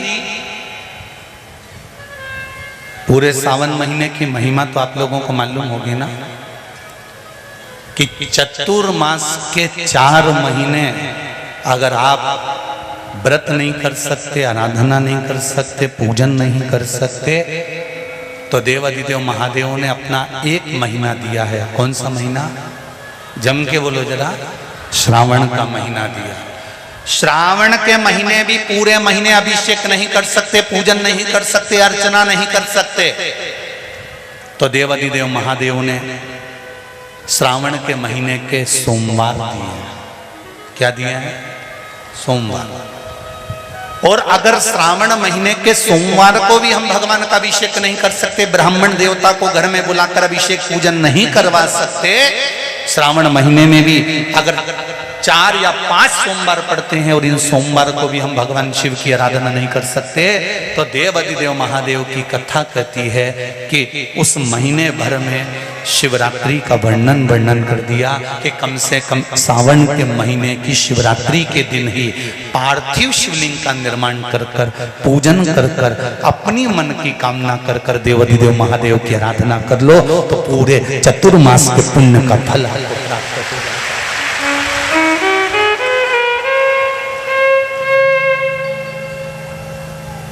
चतुर्मास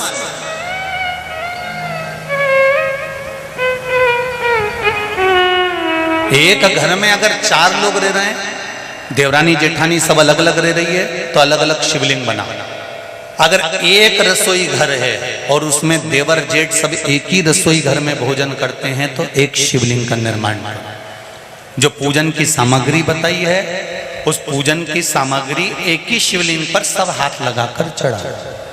अगर परिवार में 10 चूल्हे हैं, ऊपर नीचे भोजन बनता है, अलग अलग बनता है, तो फिर 10 शिवलिंग का निर्माण करो। मना 5 चूल्हे हैं तो 5 शिवलिंग का निर्माण करो।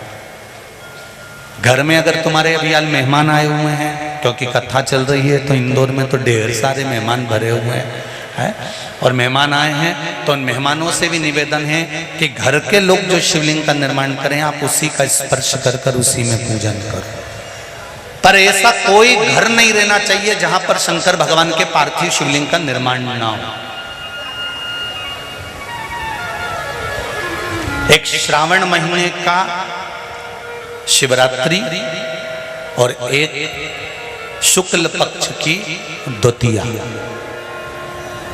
कौन सी तिथि? अरे बोलो जम के। शुक्ल पक्ष की द्वितीया, दूज। जो शुक्ल पक्ष की दूज आती है ना, द्वितीया, शंकर भगवान के फोटो का दर्शन करा है आप लोगों ने? बोलो तो जम के करा है ना सबने? शंकर भगवान के चित्र का दर्शन करिए, शंकर भगवान के फोटो का दर्शन करिए, शंकर भगवान की मूर्ति का दर्शन करिए। शंकर भगवान के मस्तक पर जो चंद्रमा रखा हुआ देखते हैं आप लोग, शिव जी के मस्तक पर जो चंद्र देखते हैं, वो चंद्र कौन सी तिथि का रखा था शंकर भगवान? कभी कभी अगर आपकी समाज में प्रश्न मंच होता है ना, तो उसमें प्रश्न पूछना चाहिए कि शंकर भगवान के मस्तक पर जो चंद्रमा रखा है वो कौन सी तिथि का रखा है? एकम, दूसरी, चतुर्थी, पंचमी, छठ, सप्तमी, अष्टमी, नवमी, 10वीं, 11, 12 पूछ लेना चाहिए कि कौन सी तिथि का चंद्रमा भगवान शंकर के मस्तक पर रखा है। तो हमारा शास्त्र कहता है, स्कंद पुराण कहती है, पद्म पुराण कहती है, अग्नि पुराण कहती है, लिंग पुराण कहती है, नर्मदा पुराण कहती है, नारद पुराण कहती है, और कूर्म पुराण और विष्णु पुराण वर्णन करती है कि शिवजी के मस्तक पर जो चंद्र रखा है वो शुक्ल पक्ष की द्वितीया का रखा है।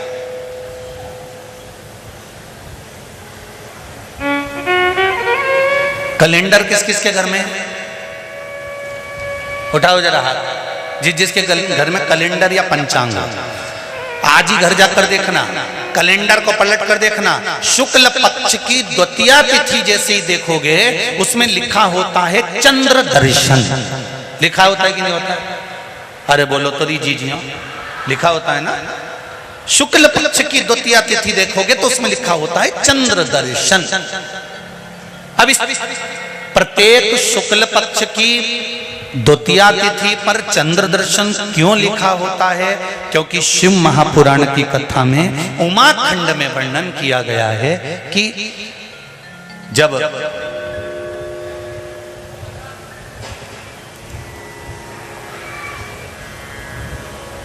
चंद्रदेव को दक्ष प्रजापति का श्राप लग गया,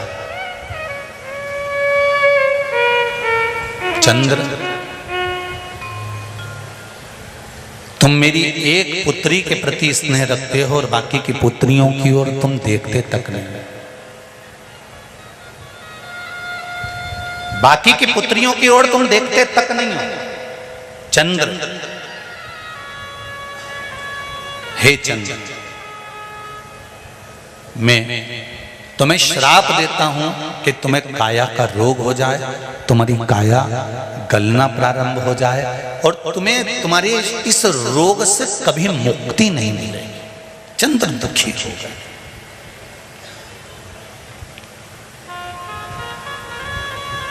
ऐसा नहीं है कि चंद्रदेव कहीं गए नहीं, चंद्रदेव सब जगह गए।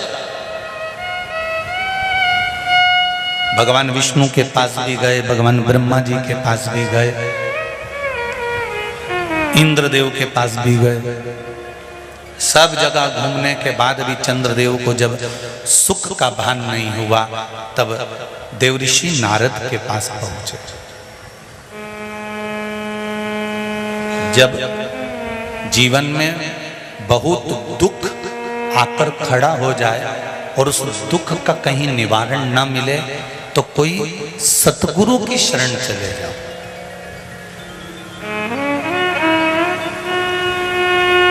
और सतगुरु भी वो होना चाहिए जिसको अपनी पूजन से मतलब नहीं, उसको परमात्मा की पूजन से मतलब होना चाहिए। सत्य मार्ग की ओर प्रशस्त कर,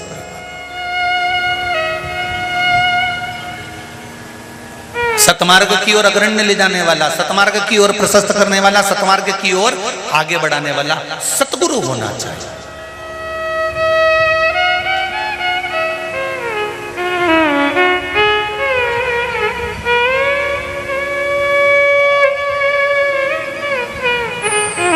हम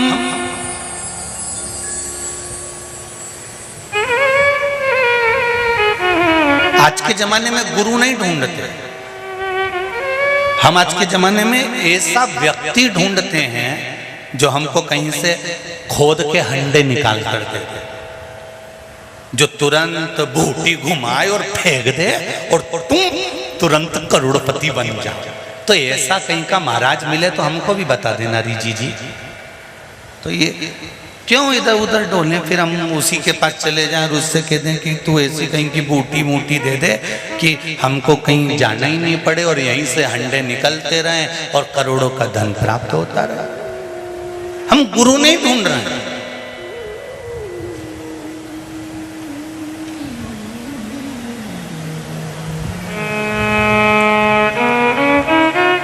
हम सतगुरु की शरण जा ही नहीं पाते।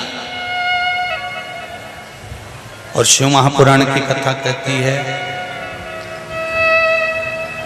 भोला सब दुख काटो ओ भोला सब दुख काटो शिव शंकर जपो तेरी माला, भोले बाबा जपो तेरी माला, भोला सब दुख काटो मारा। ओ भोला सब दुख काटो मारा। शिव पुराण कह रही है, चंद्रदेव देवऋषि नारद के पास गए और नारद जी से जाकर कहा मेरी काया गल रही है, मेरी काया में रोग हो गया है, मेरी काया टपक रही है, कुछ कृपा कर दो। देवऋषि नारद ने कहा पार्थिव शिवलिंग का निर्माण करो और उस शिवलिंग का पूजन करो। अब देखिएगा जरा, 33 कोटि देवी देवता में कोई ऐसा देवता नहीं रहता जो शंकर भगवान के शिवलिंग का पूजन नहीं करता हो या निर्माण नहीं करता। जब राम जी महाराज लंका पर विजय करने चले तब उन्होंने रामेश्वर धाम की स्थापना करी। भगवान कृष्ण के घर में जब संतान नहीं हुई, गर्गाचार्य बाबा से कहकर उन्होंने शिवलिंग का निर्माण कर पूजन करी। एक एक रानी के साथ में 11-11 दिन तक मेरे भगवान कृष्ण ने पूजन करी। तो शंकर भगवान ने आशीर्वाद दे दिया कि तुम्हारी एक एक रानी से 11-11 संतान होगी। 1,77,186 भगवान कृष्ण के बच्चे हुए। ये शिव की कृपा से, ये शंकर भगवान की करुणा से, उनकी दया से।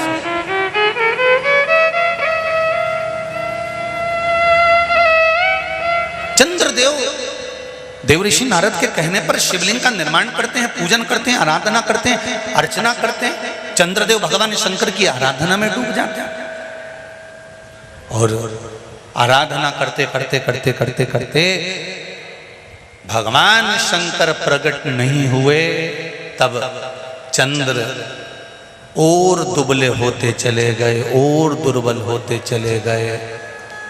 शरीर चंद्रदेव का टेढ़ा होने लगा, क्योंकि केवल हड्डी का कंकाल चंद्रदेव का रह गया। मांस काया टपक टपक कर गिरती रही और चंद्रदेव की काया जब और शिथिल होती गई, एकदम दुर्बल होते चले गए। सारे पूरे महीने में चंद्र की स्थिति देखना और शुक्ल पक्ष के द्वितीया तिथि के चंद्र की स्थिति देखना। शुक्ल पक्ष का द्वितीया का जो चंद्रमा होता है वो एकदम पतला, कमजोर और वक्रीय सा होता है। किस किस ने करें दर्शन? करें आप लोगों ने दूज के चंद्रमा के? एकदम पतला, कमजोर, दुर्बल, वक्रीय सा नजर आता है।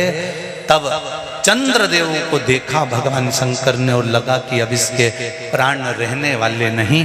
तब भगवान शंकर दौड़कर उस शिवलिंग में से प्रकट हो जाते हैं, चंद्र की काया ठीक कर देते हैं। तो चंद्र कहता है आप कृपा करो। भगवान ने उसी चंद्र को, द्वितीया के चंद्र को अपने मस्तक पर धारण कर लिया और द्वितीया के चंद्र को मस्तक पर धारण कर भगवान शंकर ने कह दिया कि सुनो चंद्रदेव, आज शुक्ल पक्ष की द्वितीया तिथि है, जिस दिन मैंने आपको अपने मस्तक पर धारण करा है।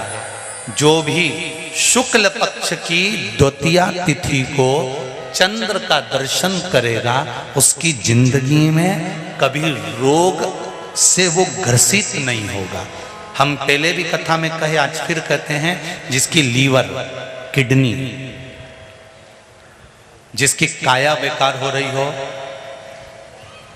चमड़ी सफेद पड़ रही हो, काले काले छट्टे पड़ रहे हो, सोराइसिस जैसी बीमारी हो गई हो, कैंसर जैसा रोग हो गया हो, बड़े से बड़ा रोग, अगर किडनी, लीवर कितना भी बेकार से बेकार हो गया, डैमेज से डैमेज हो गया, उसको शुक्ल पक्ष के द्वितीया चंद्रमा का दर्शन करना चाहिए। और शुक्ल पक्ष के द्वितीया चंद्रमा का दर्शन कर प्रदोष काल के समय पर, कौन सा काल? शाम के समय। प्रदोष काल मालूम है सबको? सूर्य जब डूबता है उसके 45 मिनट पहले से सूर्य डूब जाए उसके 45 मिनट बाद का।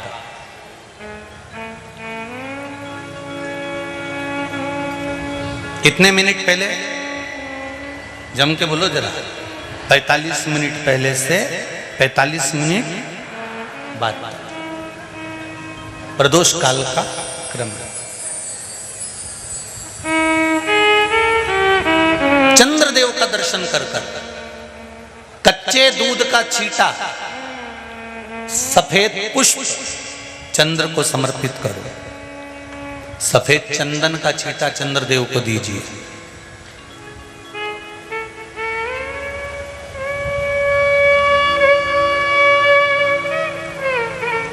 और चंद्रदेव को छींटा देने के बाद जो दूध है उसका छींटा अपने तन पर लीजिए। सफेद चंदन थोड़ा सा अपने शरीर पर लगा लीजिए। कितना भी विषम से विषम रोग हो, कितना भी किडनी, लीवर, चाहे कैंसर जैसा रोग हो, मेरा चंद्र शुक्ल पक्ष के द्वितीया के चंद्र में शंकर भगवान स्वयं विराजमान होकर अपने भक्त को रोग से मुक्त करते हैं। द्वितीया के चंद्र।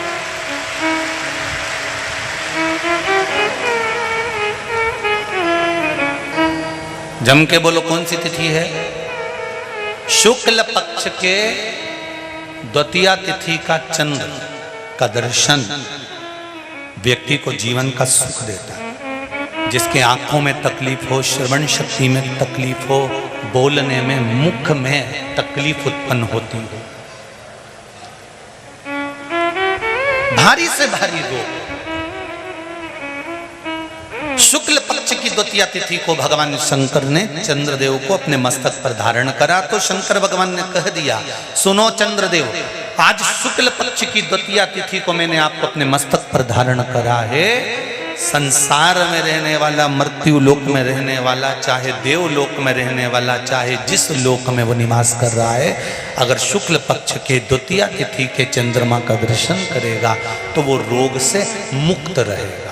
अब हमारे यहाँ इतनी अच्छी अच्छी तिथियां दी हैं, कैलेंडर तक में लिखा हुआ है कि चंद्र दर्शन। अब उसके बाद भी लोग चंद्र दर्शन नहीं करें तो फिर उनका भाग्य बेकार। पंचांग में लिखा है कि चंद्र दर्शन, बोलो सही है कि गलत है? उस पे पंचांग में लिखा है कि चंद्र दर्शन, शुक्ल पक्ष की द्वितीया तिथि चंद्र दर्शन।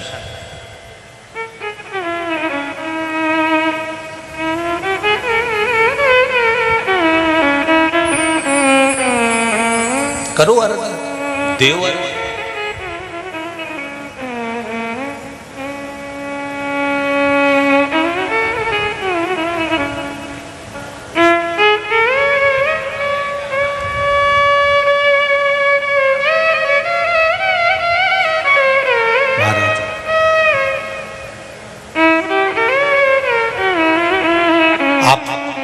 शिव जी के निमित्त से, शंकर जी के भाव से जो भी भजन कर रहे हो, पूजन कर रहे हो, अर्चना कर रहे हो, स्मरण कर रहे हो, वो कभी खाली नहीं जाए, कभी भी।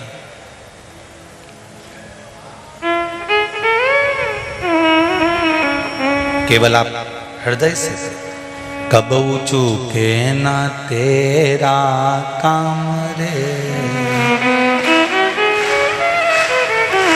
भजले गौरापति को, कबहू चूके ना तेरा काम रे, भजले गौरापति को, गौरापति को भजले गौरापति को, गौरापति को भजले गौरापति को, गौरापति को भजले गौरापति को, गौरापति को भजले गौरापति को, गौरापति को भजले गौरापति को, गौरापति को भजले गौरापति को। कबहू चूके ना, कबहू चूके ना, कबहू चूके ना तेरा कोई काम रे, भजले गौरापति को, चूके ना तेरा कोई काम रे,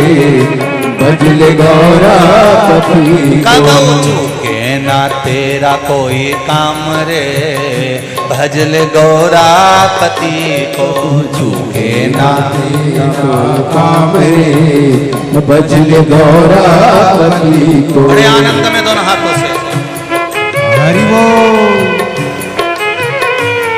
चौथे नंबर पंडाल के लोग, पांचवें नंबर के पंडाल के लोग भी दोनों हाथों से ताली से बजाते हो। ये मत सोचना महाराज जी देख नहीं रहे हैं, यहाँ से सब दिख रहे हो, बड़े आनंद के साथ जय हो।